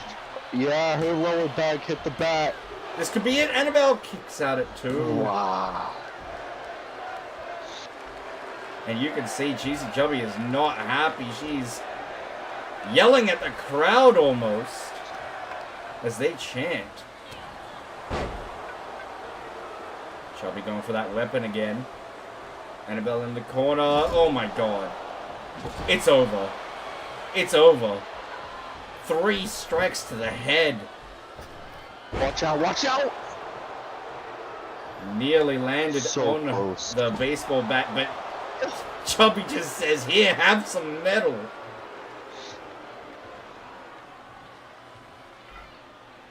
And again, no, Annabelle finally dodges. Oh my god! And a guillotine choke applied. Will this be it? Can Chubby get out of it? Or will she be forced to tap? Look at the strong legs of Annabelle just squeezing on the midsection of Cheesy. She was doing good to it, keeping one shoulder up. Irish whip. Another Luthez press.